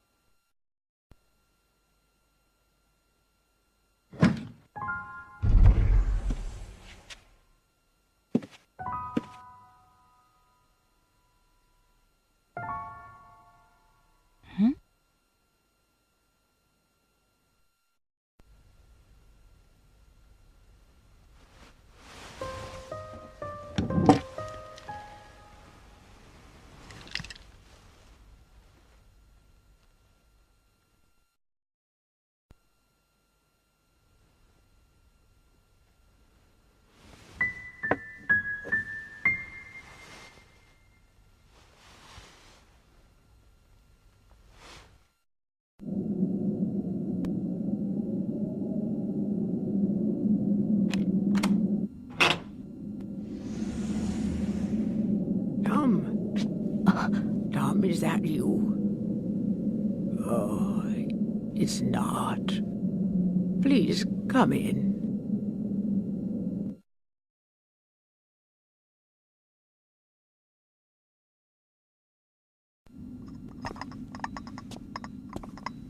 Here, have some soup. So you've been to the house. You must have seen my son upstairs. He didn't do anything bad to you, did he? Good. You see, I forced my own ambitions on him. When he was just a little boy and wanted to play with his friends, I made him practice the piano every day. Locked him in the cellar and forced him to play from morning till night. And finally, I brought him here to the middle of nowhere so he would have nothing but his piano. But as if that weren't enough, I gave him a drug called Linda. I wanted to give his fingers, his hearing, an extra touch of power. But it was the devil's medicine that I gave him. It put him on edge and brought out the worst in him. I saw it myself one day. I saw him in the barn playing. He was cutting rabbits and birds to pieces and laughing. He saw me, then approached me. "Mom," he said, and he was holding a burning log in his hand. "Mom, I can play the piano really well," he said. "I can play really well, Mom. Are you happy now?"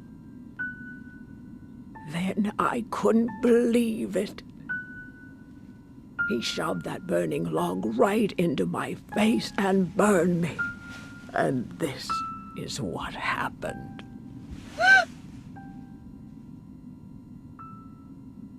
Oh, the agony.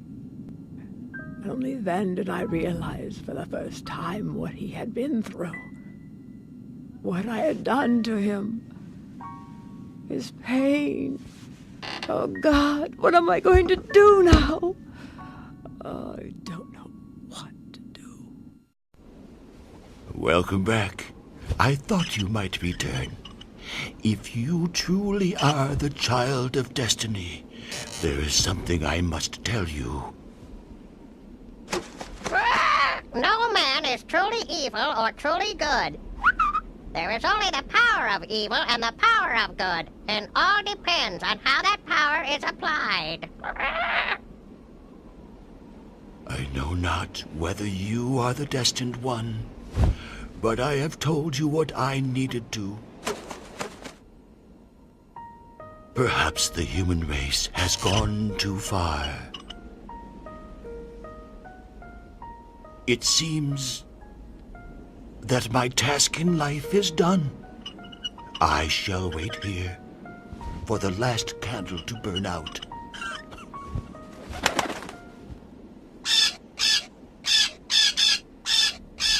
It is certainly as foretold. If you are indeed the child of destiny, my old heart is filled with joy. After all, I have lived so long just for this very moment.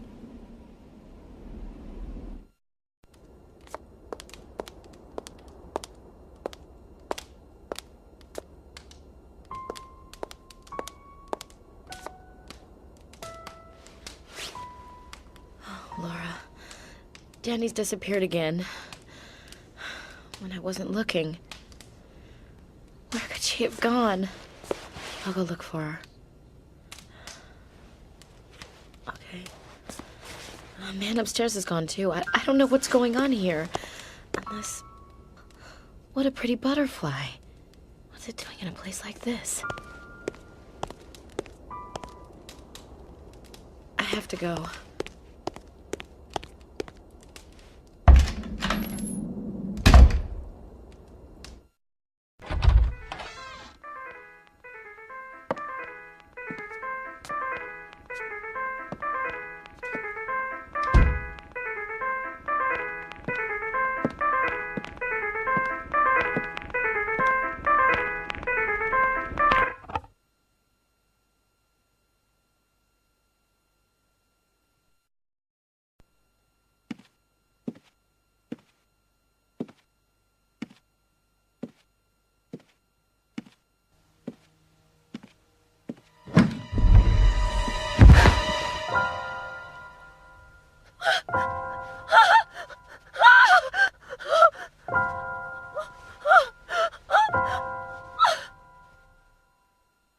What's wrong?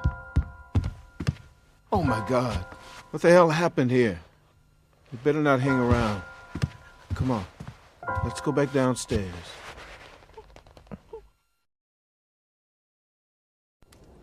You all right?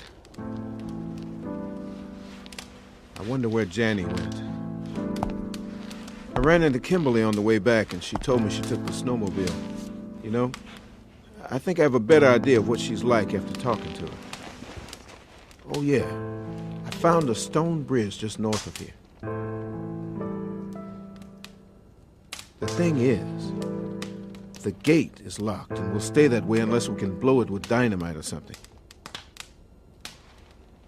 It's really too bad. There's a large building in a mountain on the other side of the bridge. There's a weird red glow coming from the summit. I think there's something like an antenna up there. You can bet on it. It could be the source of the signal my team was tracking.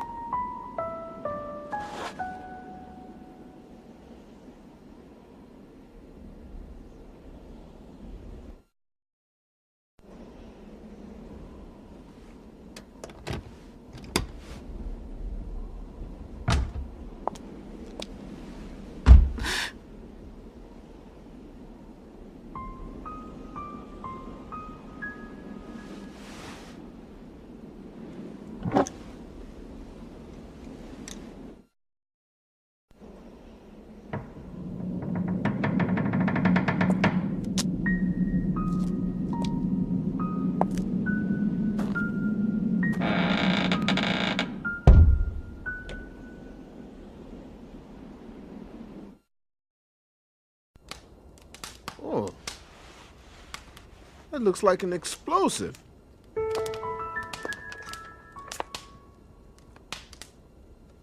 Wait, we may be able to blow that bridge gate with this. Let me hold on to it for a while.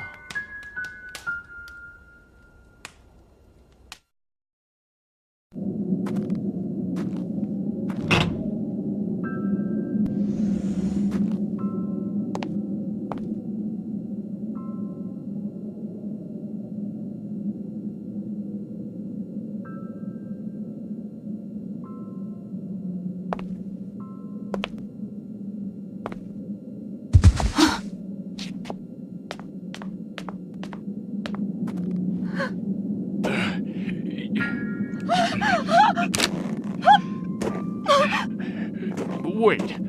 I'm okay now. You must believe me. That sorcerer deceived me. He was just using me. Please believe me. I know I turned into a monster, but I'm okay now. I've got my mind back. And see, my body's back to normal, too. Even if my blood's green, I'm still a human being. Is that what you want to kill? Come on, trust me. We're both human, aren't we? It's okay.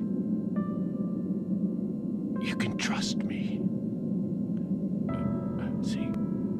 Trust me.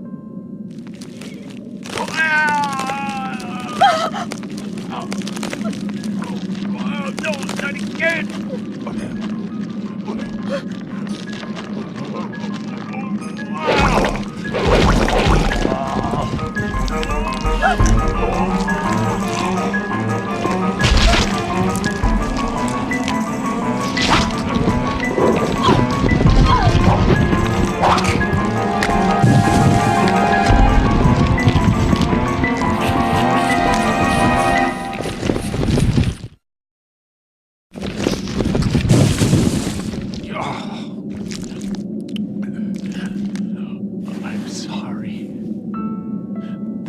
making me human again.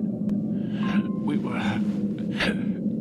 were wrong. The sorcerer was just using us and we didn't know it. We took Linda. Linda, you gave us, got on that plane. It felt like bees were flying around in our skulls. Don't remember anything else, just the buzzing. The buzzing in my head. You've got to stop him. He says he's fusing with the shadow, becoming one with him, to get the power to destroy the world. Said that the shadow's been asleep in Death Mountain up north for 65 million years. Now the meteor woke it up. You've got to stop him. Now that I've turned into this thing, now I realize that I've wasted my life. My wasted life.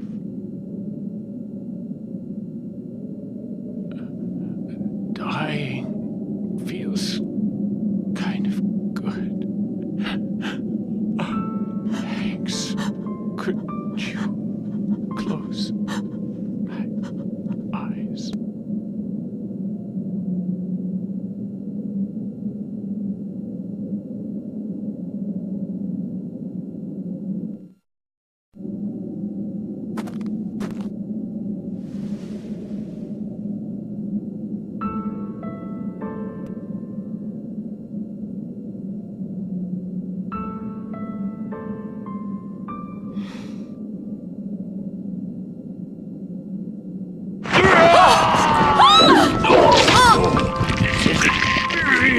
I'm not doing this! No! No, please forgive me! No!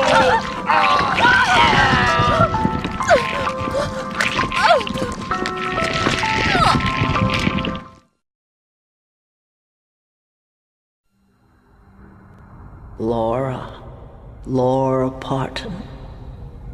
I am the Great Mother. Awake, my child. The world has begun to turn inward upon itself. The sky will be above no longer. The earth below no longer.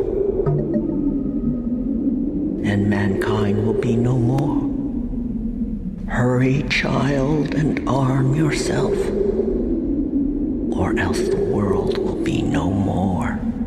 Fear not, and go forward in the name of the Great Mother, the Creator of all.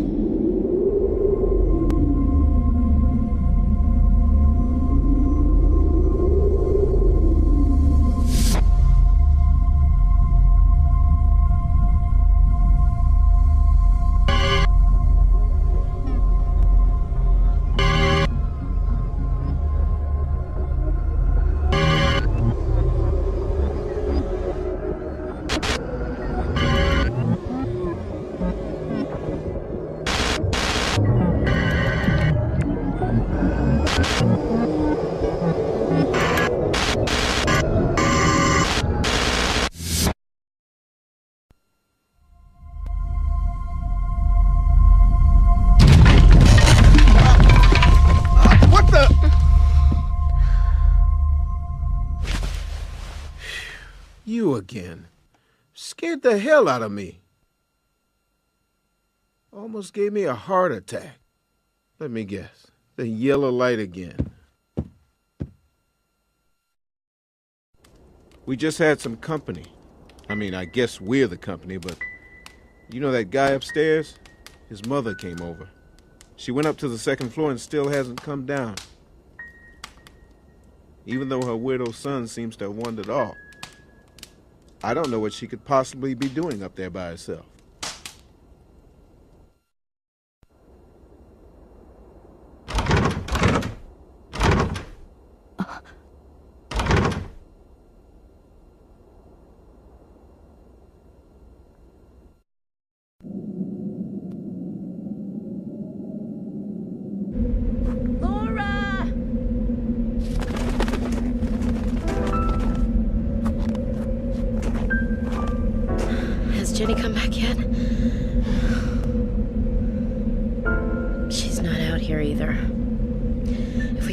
open the damn gate. We could cross to the other side, but I guess there's nothing we can do now. Except go back into the house.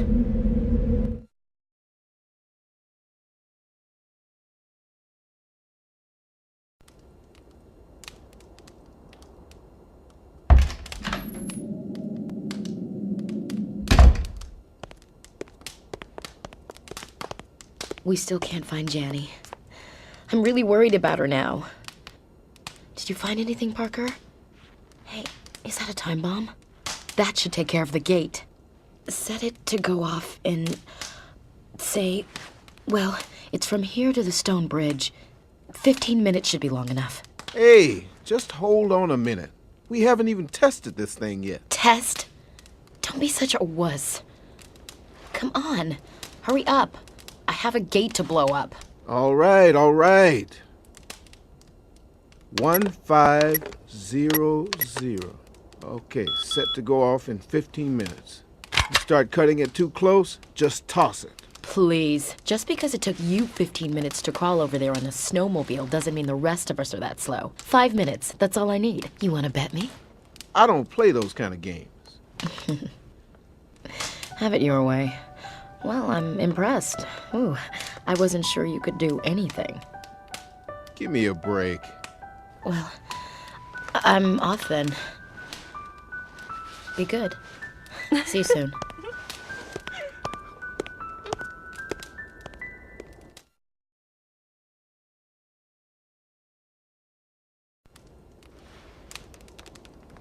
Hey, what do you think of her? To tell you the truth, I had my doubts about her at one point. I thought maybe she'd already gone floral. Turned into a monster already. I guess I was wrong. She's got a monster inside, all right. But it's a far more terrible kind. It's called loneliness. Everyone has a measure of it inside. But somehow she just can't learn how to keep it under control. And this loneliness is eating her up. Damn. Isn't there anything I can do for her? Maybe if I were a priest, I could offer her faith. If I were a warrior, I could protect her. I'm just me, and I can't offer her anything. It's been days since that crash, and Hey, what time is it? Holy shit! I didn't set it for 15 minutes. I set it for 1,500 hours. Don't you see? I didn't set the thing to go off in 15 minutes. It's set for 3 p.m. There's only 5 minutes left. Kimberly! Wait, What's wrong, Laura? What do you think you're doing? We have to blow this gate.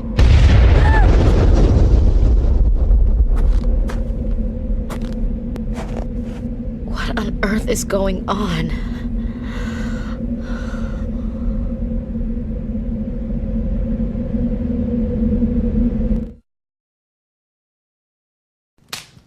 What's with you? You said you wanted to help me. I was this close to getting killed. And if I had, it would have been all your fault. I'm so sorry. Engineer.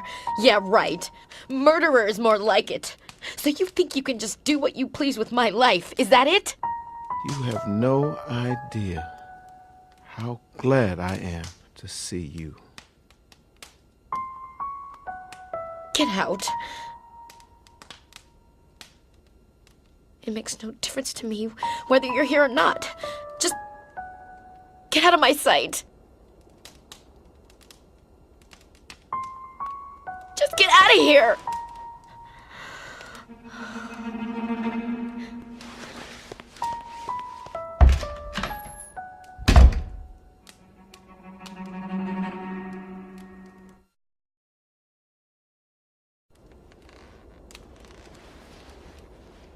Sorry about that. Can you do me a favor? This is kind of my lucky charm. I think it's better for Kimberly to have it instead of me. If you don't mind, could you please give it to her?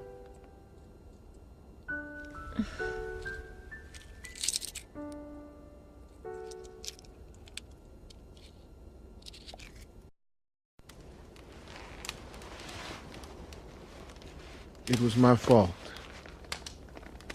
I was supposed to take care of her.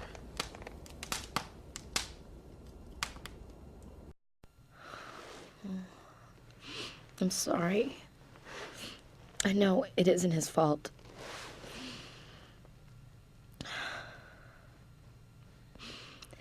But I just went off anyway. Can I tell you something? I lost my father when I was very young. He died and left nothing but a huge debt. Every day, the loan sharks would show up at the house, and every day, they would take it out on my mother.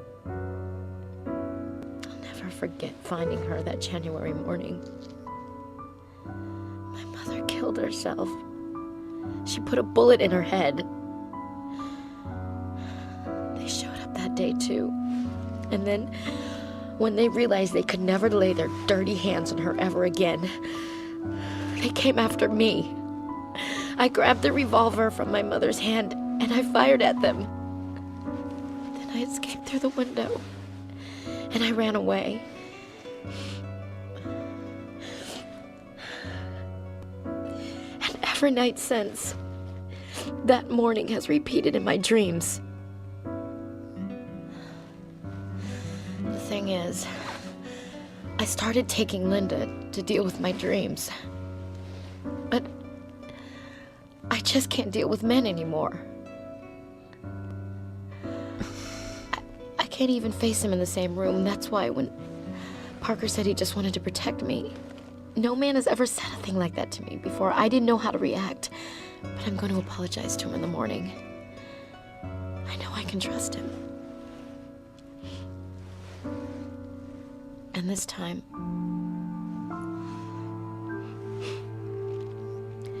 I'll stop pushing him away. I promise.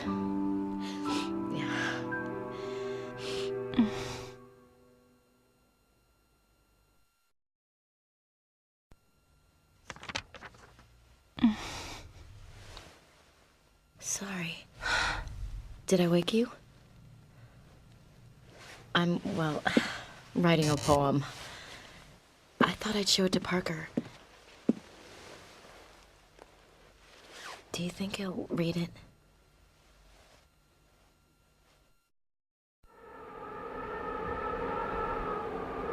Oh, ow, ow. Oh, Laura.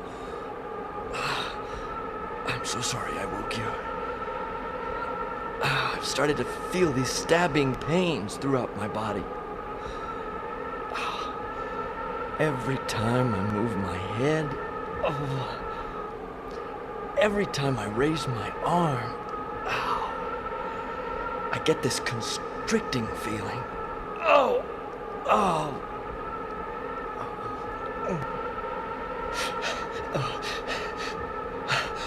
It's okay.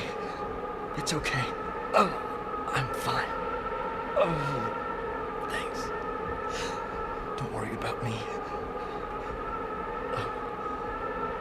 Laura, I'm supposed to take care of you. But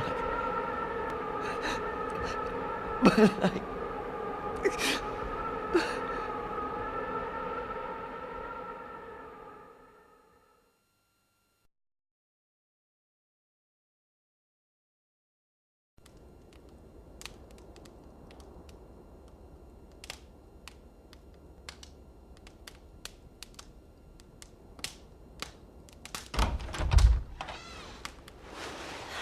Morning, Laura.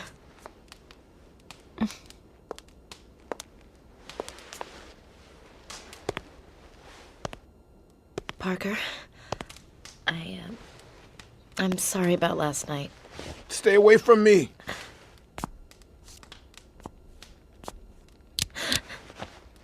Look at this.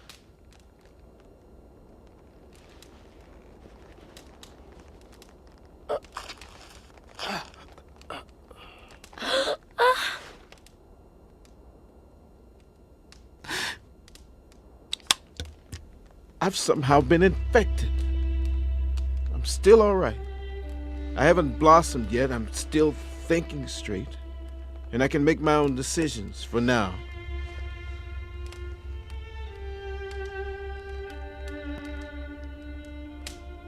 But it's only a matter of time, and I can't risk harming you two. I gotta go. You can't. You'll be all right. You're not like the dinosaurs. You have this, and this too. Just know it's never too late. Being human means having free will, and the challenge is making the right choice. Nuclear power can be used to destroy cities or explore outer space. Drugs can be used to cure mental illness or escape from the world. The choices are yours. That's also true of what you do with your heart. Maybe humanity, every one of us as individuals, is being told it's time to grow up. I'll see you around. Don't die, either of you. No, wait. Maybe we could still find a cure. There's no need for you to just leave like this.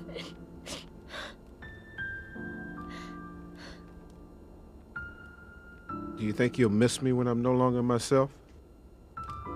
Yes, I will. Will you remember me? Of course. Then just smile for me.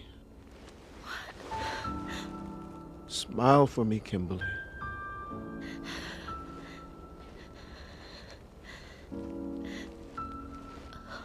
That's it. Come on, I know you can do it.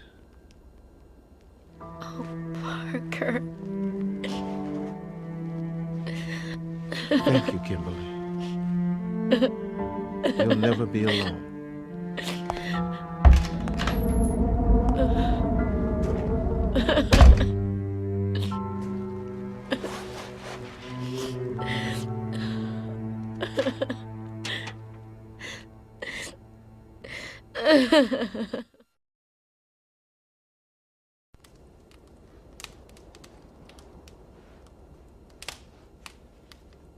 I went to sleep last night after I wrote that poem for him. I never slept so soundly without taking Linda. And I had this dream. I dreamt that I was crossing that bridge with Parker, and on the other side was a fresh new world. A totally new life. Laura, where's that other bomb? Did he?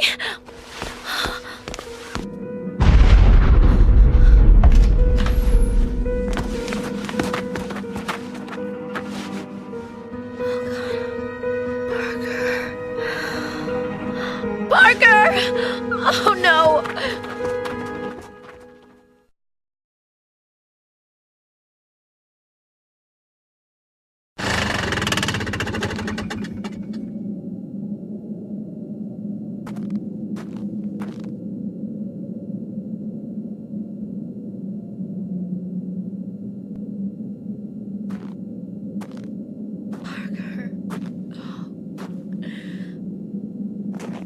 Parker!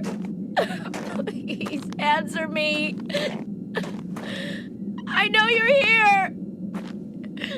It's not fair. You can't just leave me like this. Parker?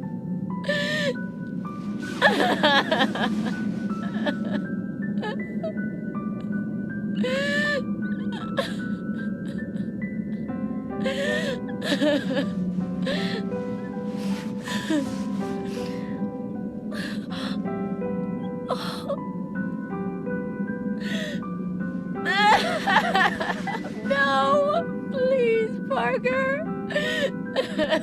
No. It's not fair.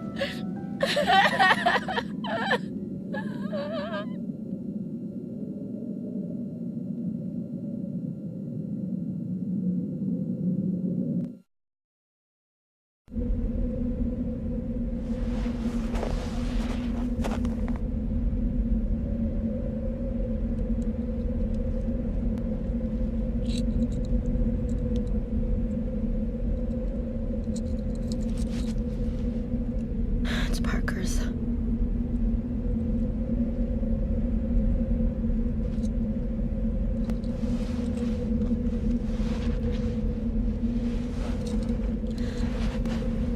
Please, I need to be alone for a while.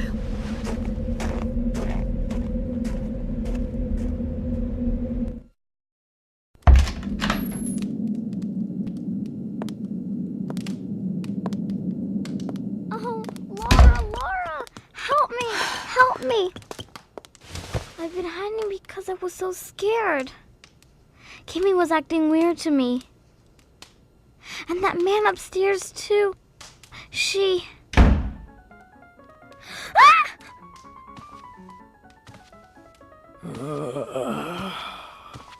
You. It was you two who did that to my boy. To my Tom. Little monsters. Was it fun torturing him? I saw how you treated him. You fed on him, didn't you? Did he taste good? Hmm? How did my little boy taste? Come. I'll treat this little one like you did my son. I'll eat her down to the bone and enjoy every last bite.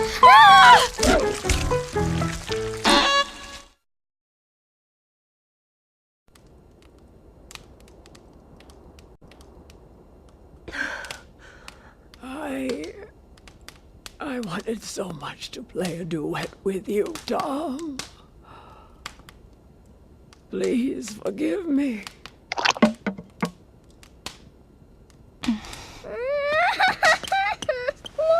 Laura, I'm so scared. That's what Kimmy did. She wasn't a monster, but I went upstairs because the door was open, and I saw Kimmy, and she was doing mean things to that man. And then Kimmy saw me, and she started chasing me, too.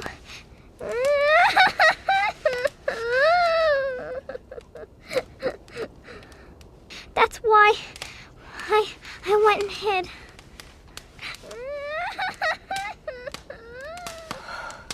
So that's what's been happening. Oh, God. I don't remember anything, but if Janny says so, I must have... Laura, I'm gonna find Parker and be with him. I'm not alone anymore. I'm not afraid of the loneliness. No. Not anymore. Yeah. I wish I hadn't lived to do these things. But until just a few days ago, I had nothing to even regret losing. If I could go back in time and see myself the way I was, I would give her a hard slap across the face. Then I'd take her to meet you and Parker. And I would tell her, these are your friends, starting today.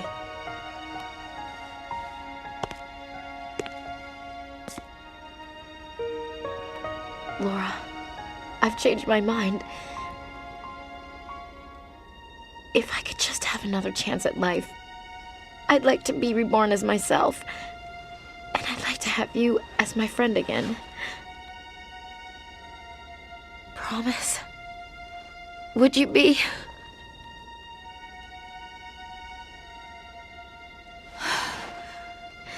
Thank you. Thank you. I'm going now. Don't turn around, please. Please.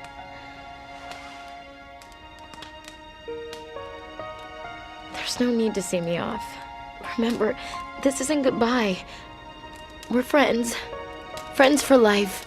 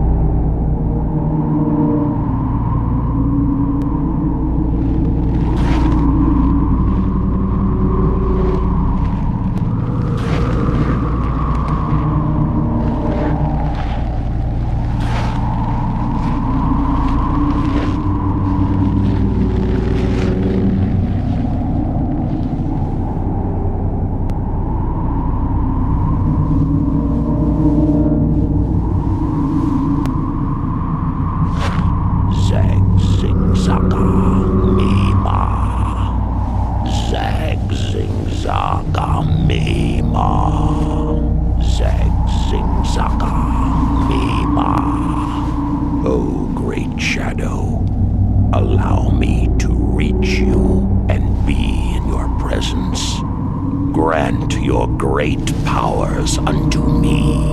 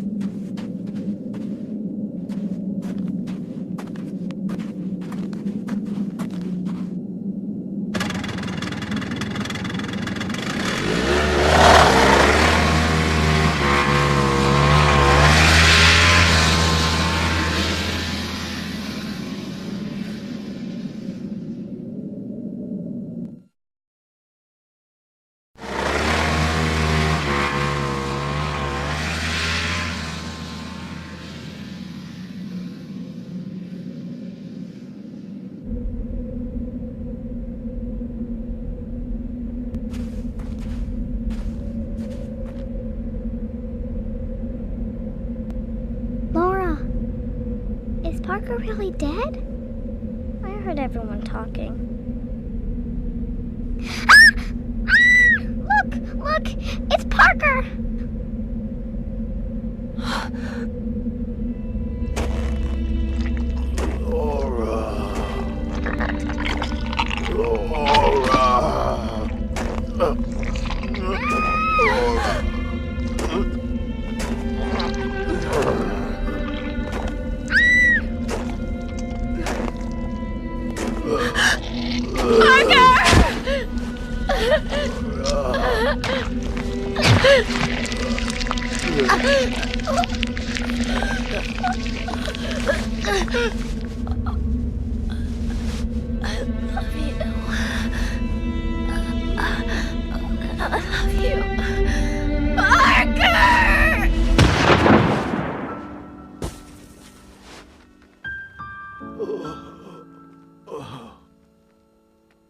Kimberly.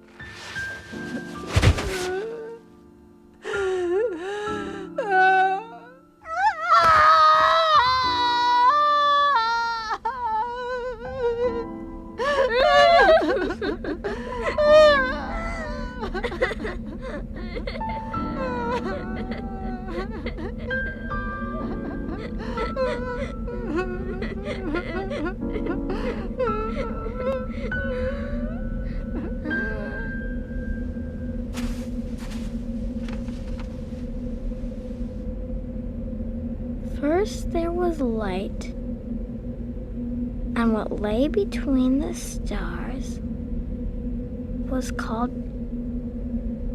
Courting darkness. Adrift even from sorrow. The survivors turned letters from the sun to ashes, courting darkness from the inkwell of their veins. The survivors took to weaving words of abomination. The words spoke not of the heart. The words instead armored the soul. And the survivors made a fortress of their folly. On the first day, they made fire to burn the sky. On the second day, they made fire to burn the sea. On the third day, they made fire to burn the earth. On the fourth day, they made fire to burn the stars. On the fifth day, there was nothing. On the sixth day, there was emptiness. So I count the roses. And on the seventh day, you appeared. You unchained the cage of things forbidden, and the darkness began to change. Strength began to course, and the strength begat power. You swept a boat out into the swelling river and guided me across on a link of thoughts, heedless of the water's fearful source, severed from the markers of time. The smothering solitude thawed in your light and became a rising tree on a forgiving hill. The tree begat a forest, and the forest called forth winged creatures that traced the contour of a heart as they flew, reconstructing brightness long since forgotten. They overflow, fall from the sky, murmuring their light, crystallize. In the verdance of the trees, gather what falls from the sky, you cried. Fly, you cried. Fly, you cried. Fly, you cried.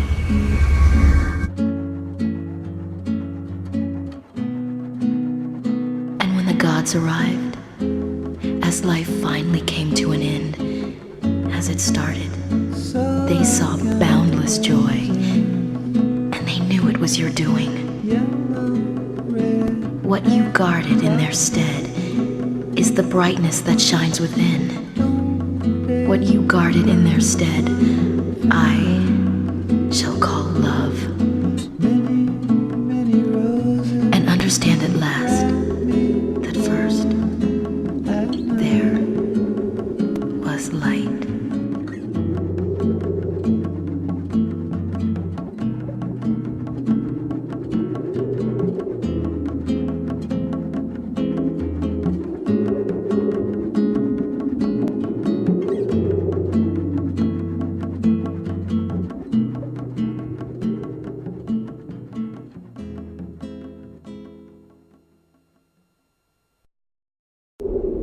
Laura, do you know who you are? You must learn the truth, for the evil one is giving himself to a fearful power even now, and together they shall become the shadow. Laura, you are the chosen one. You must awake.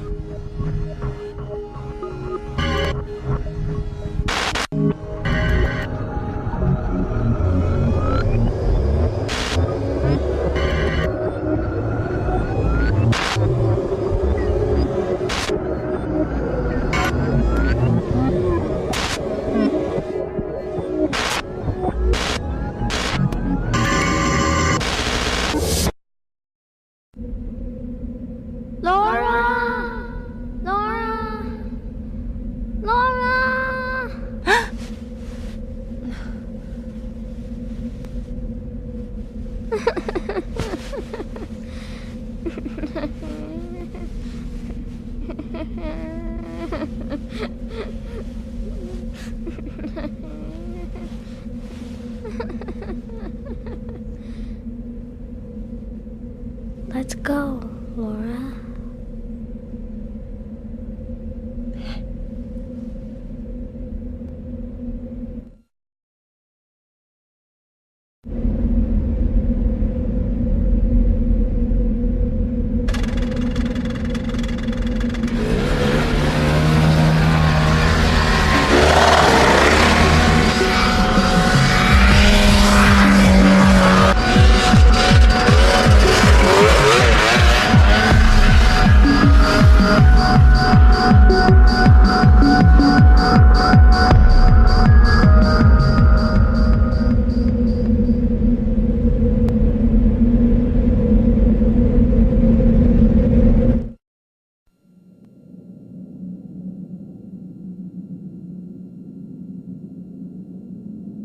Laura, listen to me. I can't hold on much longer. I'm not gonna make it. Not with this injury. Don't look at me like that. It's okay, Laura. I'm not afraid of dying now. Laura, I want you to do something for me. Leave me here and go. You've got to stay alive. There's nothing more I can do. I'm all... Please, Laura, don't look so sad. You have no idea how happy I've been spending my last days with you. You kept me going. And that's why, more than anything else in the world, I want you to survive. The moment I saw you on that plane, I knew I had to keep you safe. I don't know why, but I just knew I had to. That's why you've got to survive. All I can offer now is to leave you with a smile. I wish I had something you could take with you. But I...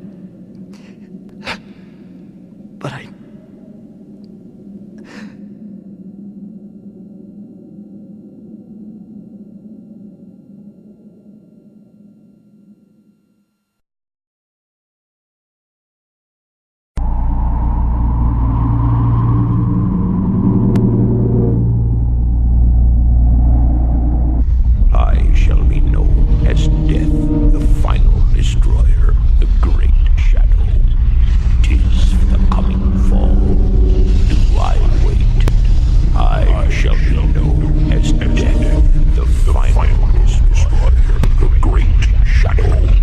'Tis for the coming fall. Do I wait?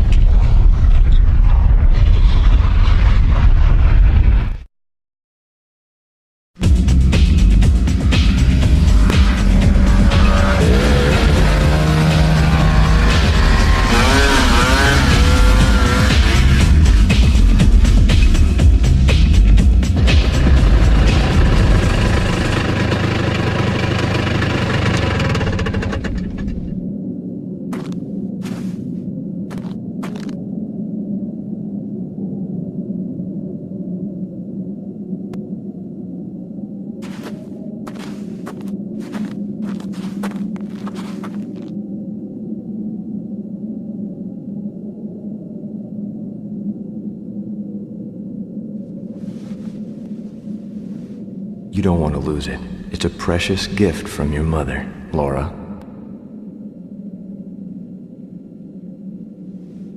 Parton Laboratory. Parton! That's the same last name as yours, Laura.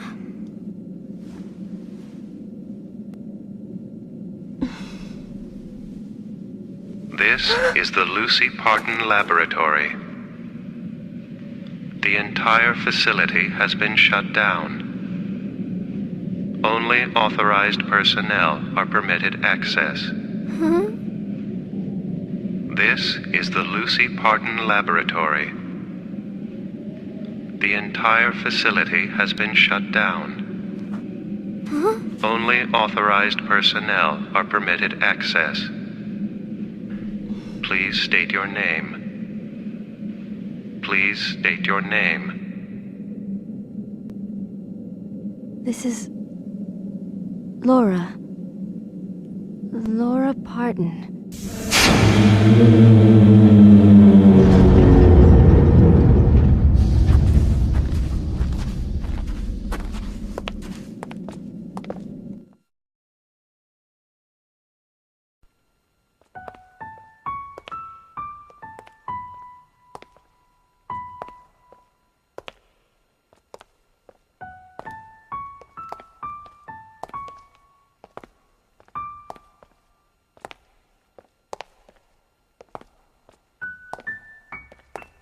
Laura, have you been here before? It's freezing in here. I'm a little cold.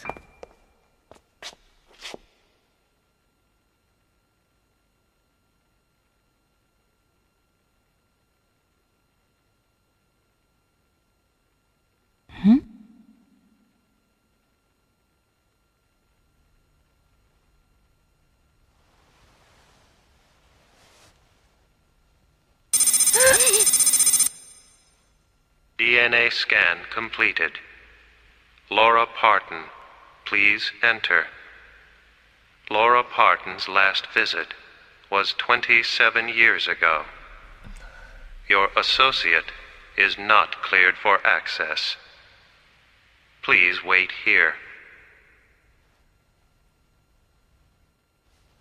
It's okay. I'll wait for you here.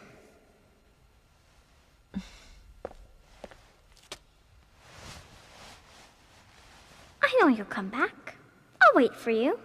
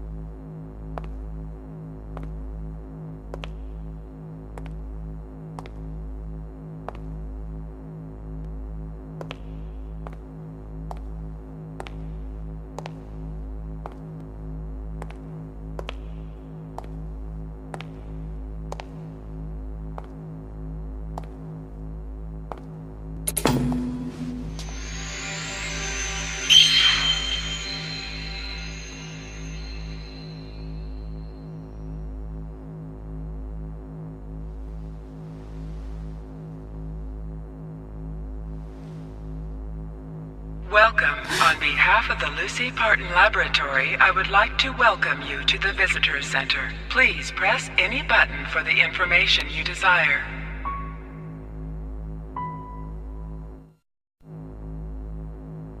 This facility houses the Lucy Parton Laboratory of the LPL Corporation and includes the Research and Development Division. The facility, which was moved here to Ultramarine City in 1971, consists of 4 separate wings. The Visitor Center, which also serves as the showroom. The main laboratory, where the actual research is conducted. The Parton Tower Office Complex. And the library, where all data is archived.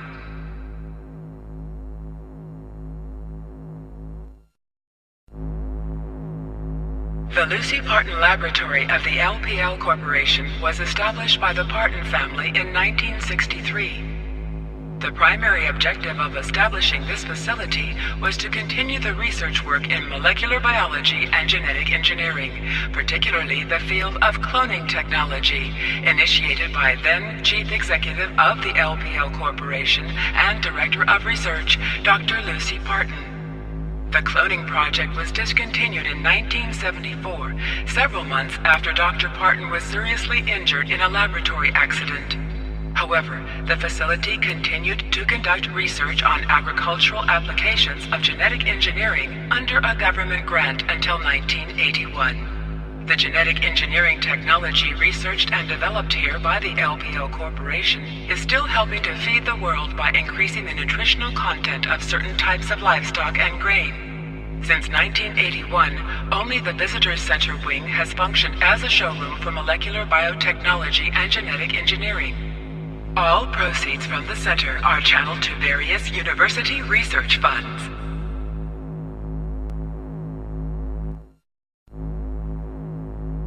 Dr. Lucy Parton, Chief Executive of LPL Corporation and Director of the Lucy Parton Laboratory, was born in 1932 in Chicago, Illinois. After a brilliant and much accelerated academic career, she and her father, the well-known entrepreneur and former LPL chairman Roy Parton, founded the Lucy Parton Laboratory in 1957, an institute dedicated to research in molecular biology, particularly the then-fledgling field of genetic engineering. Lucy Parton is especially well known for her work on mammoth cell cloning, a project that began in 1963 with the discovery of a perfectly preserved woolly mammoth found in the subarctic permafrost. Dr. Parton also left lasting marks in other fields, such as medicine and agriculture, before her life and work were cut short in 1973 by a research-related accident.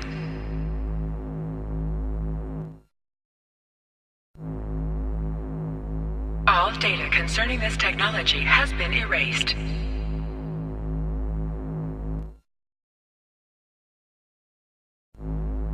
Laura Parton, a level D+ key has been issued in your name. You may access the main laboratory.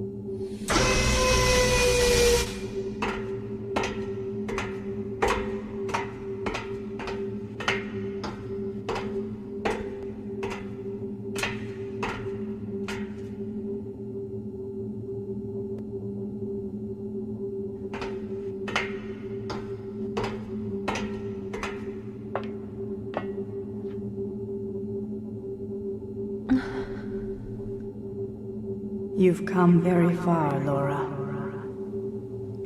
I am Lucy, your mother. I've been waiting for you. Laura, I'm right here.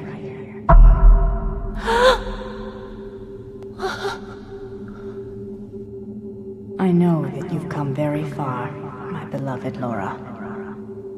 It all began 38 years ago, with a genetic memory asleep in a wall of Arctic ice. In 1963, I began working on a special project using cloning technology to bring mammoths back from extinction. My team discovered a perfectly preserved mammoth specimen in the winter permafrost of northern Canada in 1971. And we were able to extract genetic material from the cell nucleus. Unfortunately, there was too much chromosome damage. But we found something else. In the stomach of that frozen mammoth, we found the undigested remains of a totally unknown organism. Mammoths were believed to be herbivores, but this one anyway had apparently eaten another creature. And what a creature! It looked human, but had a pair of wings sprouting from its back. We removed him. Yes, the creature was male, from the stomach for further study. Then I decided that we would extract a sperm specimen and attempt fertilization using my ovum and in my womb. I decided to give birth to a hybrid child, fathered by this winged human. The fertilization was successful, but the embryo developed without a trace of wings. That made no difference to me. The child was the fulfillment of my dreams, a miraculous collaboration between me and that being we found inside the mammoth. The baby was born in the early hours of December 31st, under the most spectacular display of Aurora Borealis that winter. It was born across that span of time. I took the first letter of my given name and added the Latin word for air, aura, and named the child Laura. It's true. That was how you entered this world, Laura.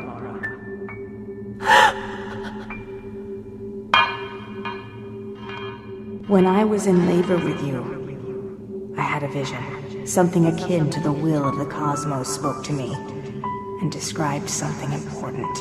That a powerful spirit had appeared in the space-time continuum and was on its way to Earth from the far reaches of space, and that it would arrive on Earth when my child had become a grown woman. At that moment, for the first time, I felt the enormity, even the sin, of what I had done. But at the same time, I saw in you the hands of fate. Then, 7 days later, my own life ended. But others at this institute and the government wanted to repeat the experiment. They wanted to bring those winged human beings of prehistoric times back to life. They transferred my mind and will to this, to Xylo. But without a compatible ova or a willing surrogate in which to bring the embryo to term, their efforts ended in failure. Look.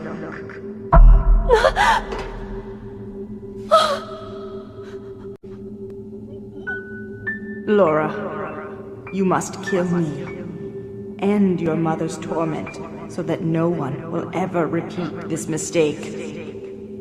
Do it now, while I still have my will.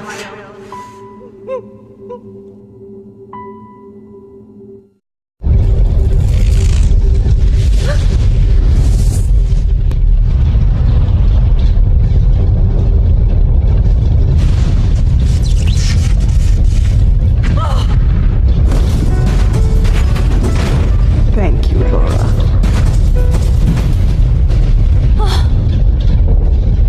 I'm so sorry.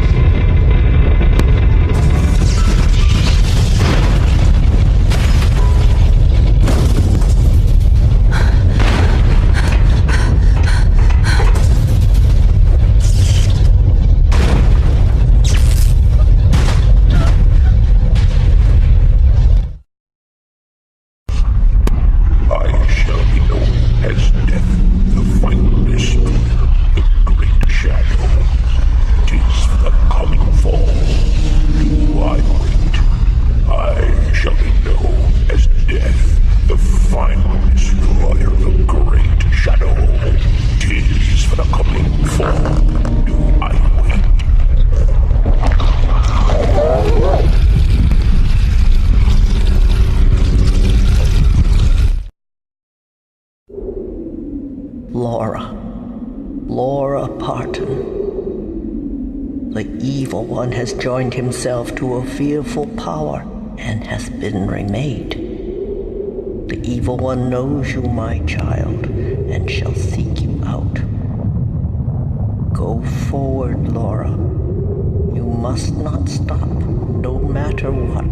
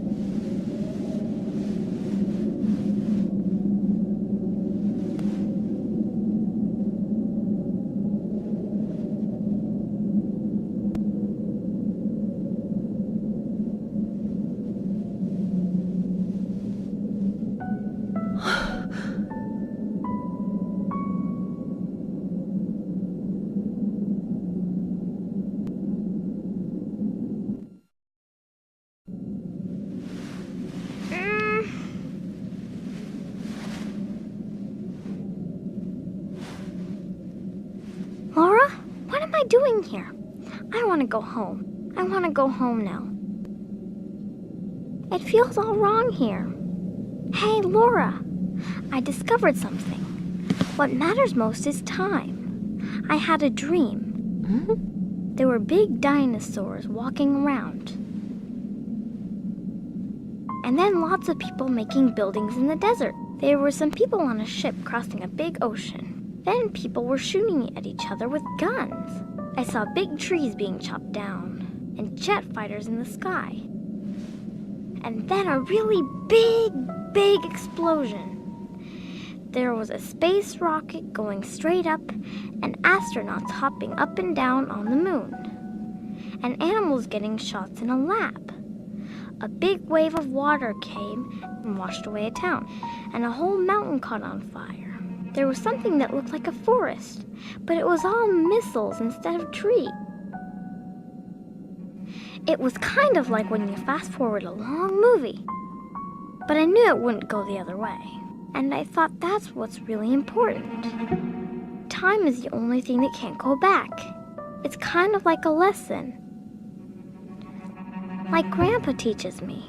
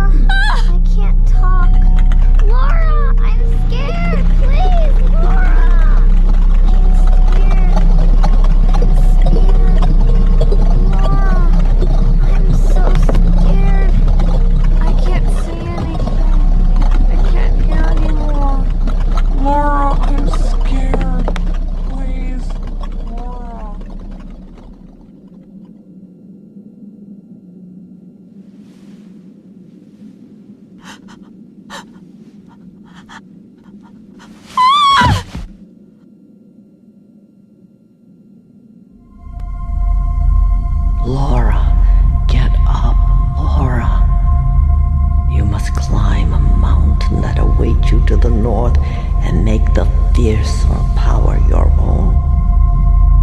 You must become one with that power. Only then can you save your world and I.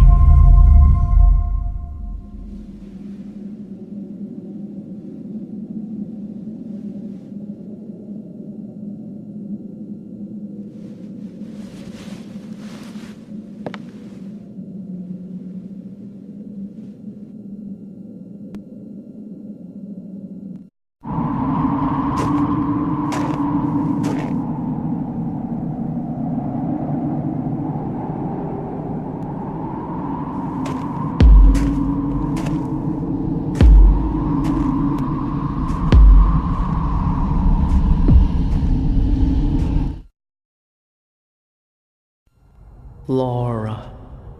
Laura Parton. I am the Great Mother. Awake now, Laura, my child. And Laura, know the planet you inhabit. Know the time you move through it. Awaken the memories that sleep within you. Laura, you must know and feel everything. This is Mother Earth. This is your home. Awake unto it.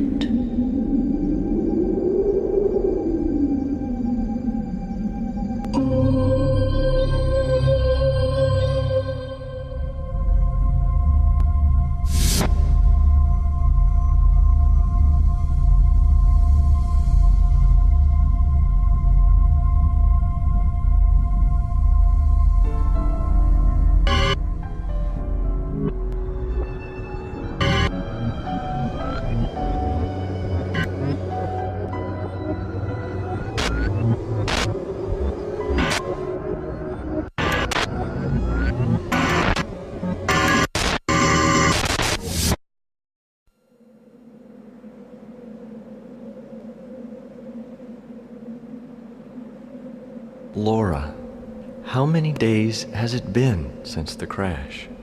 Time just seems to fade into the distance for me now. It's strange, but I don't feel sad. The snow will soon cover my body. Time will cease to exist, and I'll disappear under the thickening layer of snow. And in that whiteness, all this will transform itself into water and earth over a longer period of time than I ever could have imagined. And maybe one day, I'll come back again as a very small flower. I'll blossom and grow. There's an interesting thought for you, Laura, don't you think? Me as a plant? I've never so much as even had a plant in my apartment. But now I'm on my way to being reincarnated as one. Just think. Someday, someone may walk past me. They may be laughing or crying when they do. Or they may be full of hope, or in deep despair. But it won't matter to me then, because a flower doesn't care what it has or doesn't have. It just is, protruding from the snow, waving in the breeze. But it's different with you, Laura. You must survive. Don't worry about me. I'll be staying here, thinking of you, dreaming of you. Laura, it's okay. You can do it. If anyone can, it's you. I know that.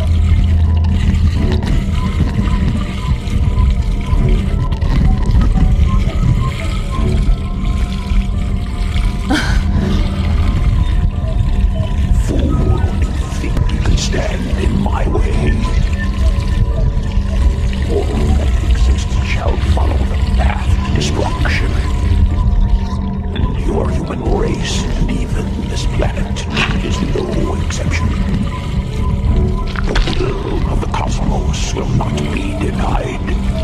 What is there left to save mankind? Grown old without growing wise. And this planet, not content with its first folly, it creates a second, even more foolish dominant species. All this shall be destroyed, and all must begin anew. Go now. Get out. How dare you challenge my power?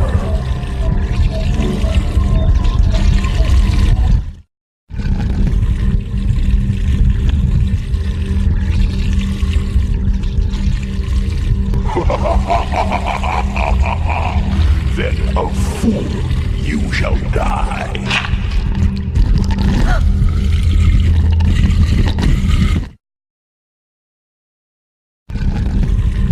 I feel your helplessness, your terror. Your feeble attacks are nothing. So futile in the face of my awesome power. Now you shall experience my true power.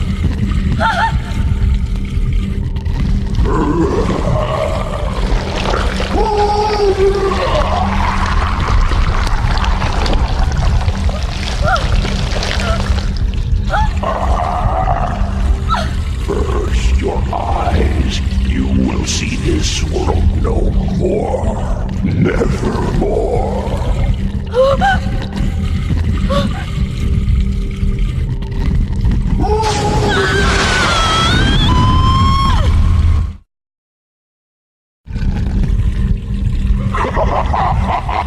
Next, I will take your ears, and these words will be the last you ever hear.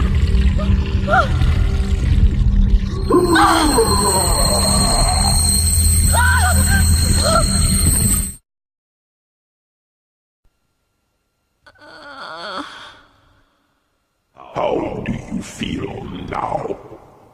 Grovel in fear.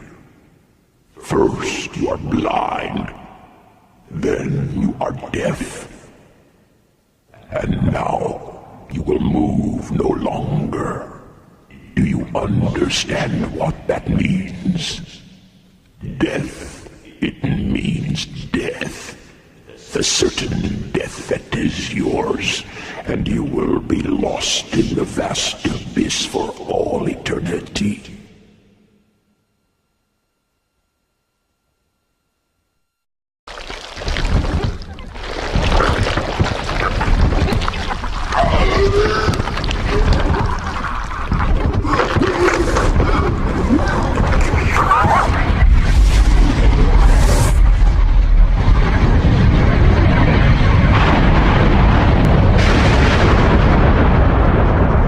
David? David!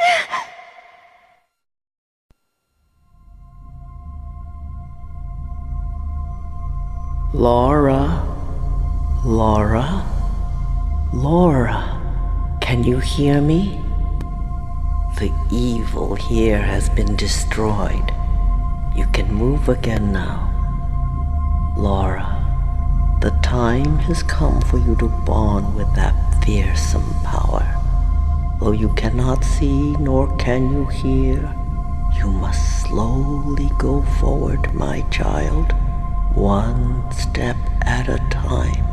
And with this new power, this unknown force, you will bring salvation. You, Laura, will save your world. Feel the earth underfoot, my child. Awaken the sleeping memory of your wings, and believe in the power that lies in the palm of your hands. That power will grant you miraculous things. Now go, my child. Laura, child of destiny, born across the shores of time. Listen well, my child. You do not know that this apparently endless universe does not have an end. That time so infinite to misleading senses, will one day stop. You know so little, for you are but a child, a newborn. You must journey forth again, and this voyage will be far longer and much more terrifying. Now is the time to find him. Do you remember? Do you remember the name of the one who saved you? It was he who safeguarded your soul. Go and find him, and thus forge that power at last into one. Laura, my child, call his name. Speak his name, so that all lives and all that will be born shall be saved. Call him and recreate yourself as you were meant to be. Now, Laura.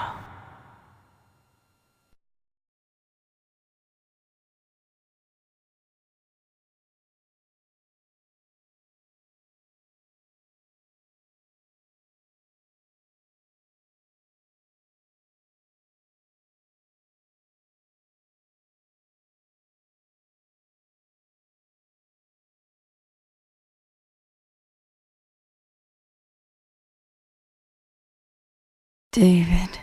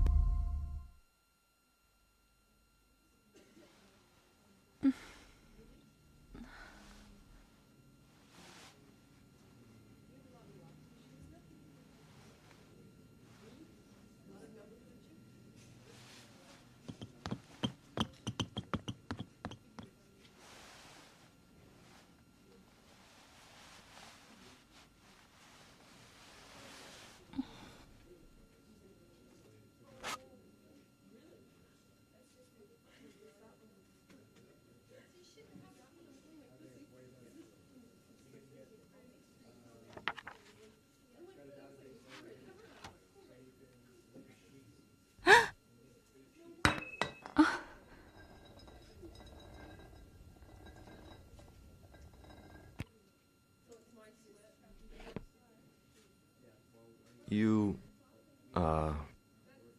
dropped this.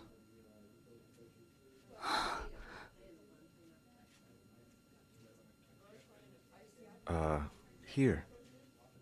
You wouldn't want to lose it, Laura. Oh, I'm sorry. I couldn't help seeing your name on this. And besides, I feel like we've met before.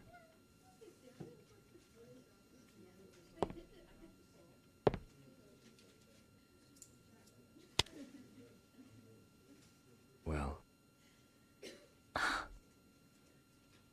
Hey, that book you have. You read Kimberly Fox? I've read some of her work. I've never met anyone else who's even heard of her. She isn't widely recognized. At least, not yet. My favorite piece in this book is this. This poem, Light. It's about a sort of hypothetical woman, the poet's imaginary best friend. This woman is... Oh, I get it now. That's why I felt like we'd met before. Ah, you remind me of her. For me, if that sounds strange, but, well, it is strange. I highly recommend it. It's a wonderful poem. Everything Kimberly Fox writes is so filled with hope and love of life.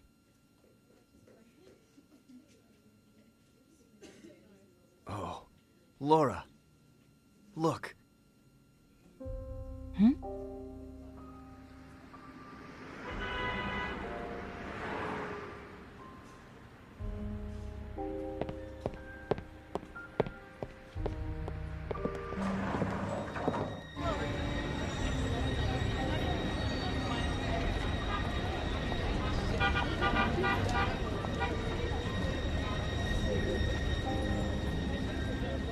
It's so beautiful.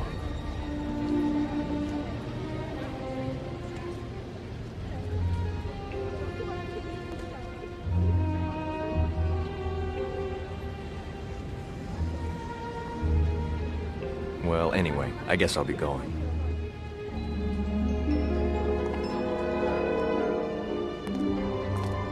David!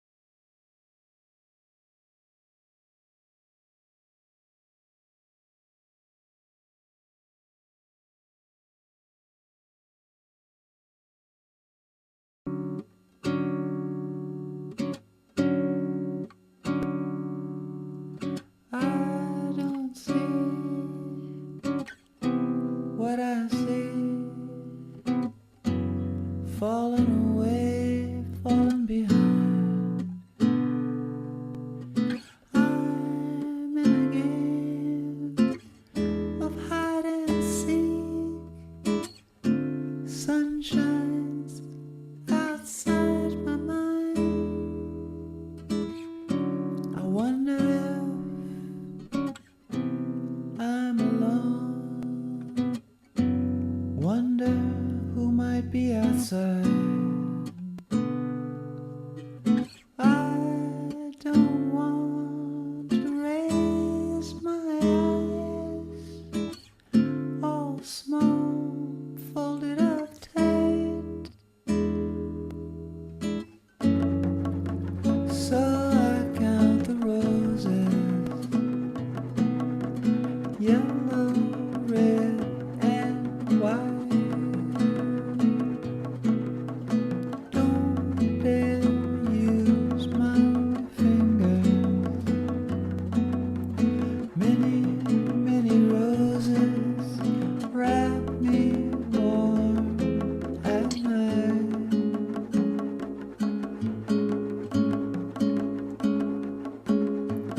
Roses wait and roses grow. They get their rhythm right.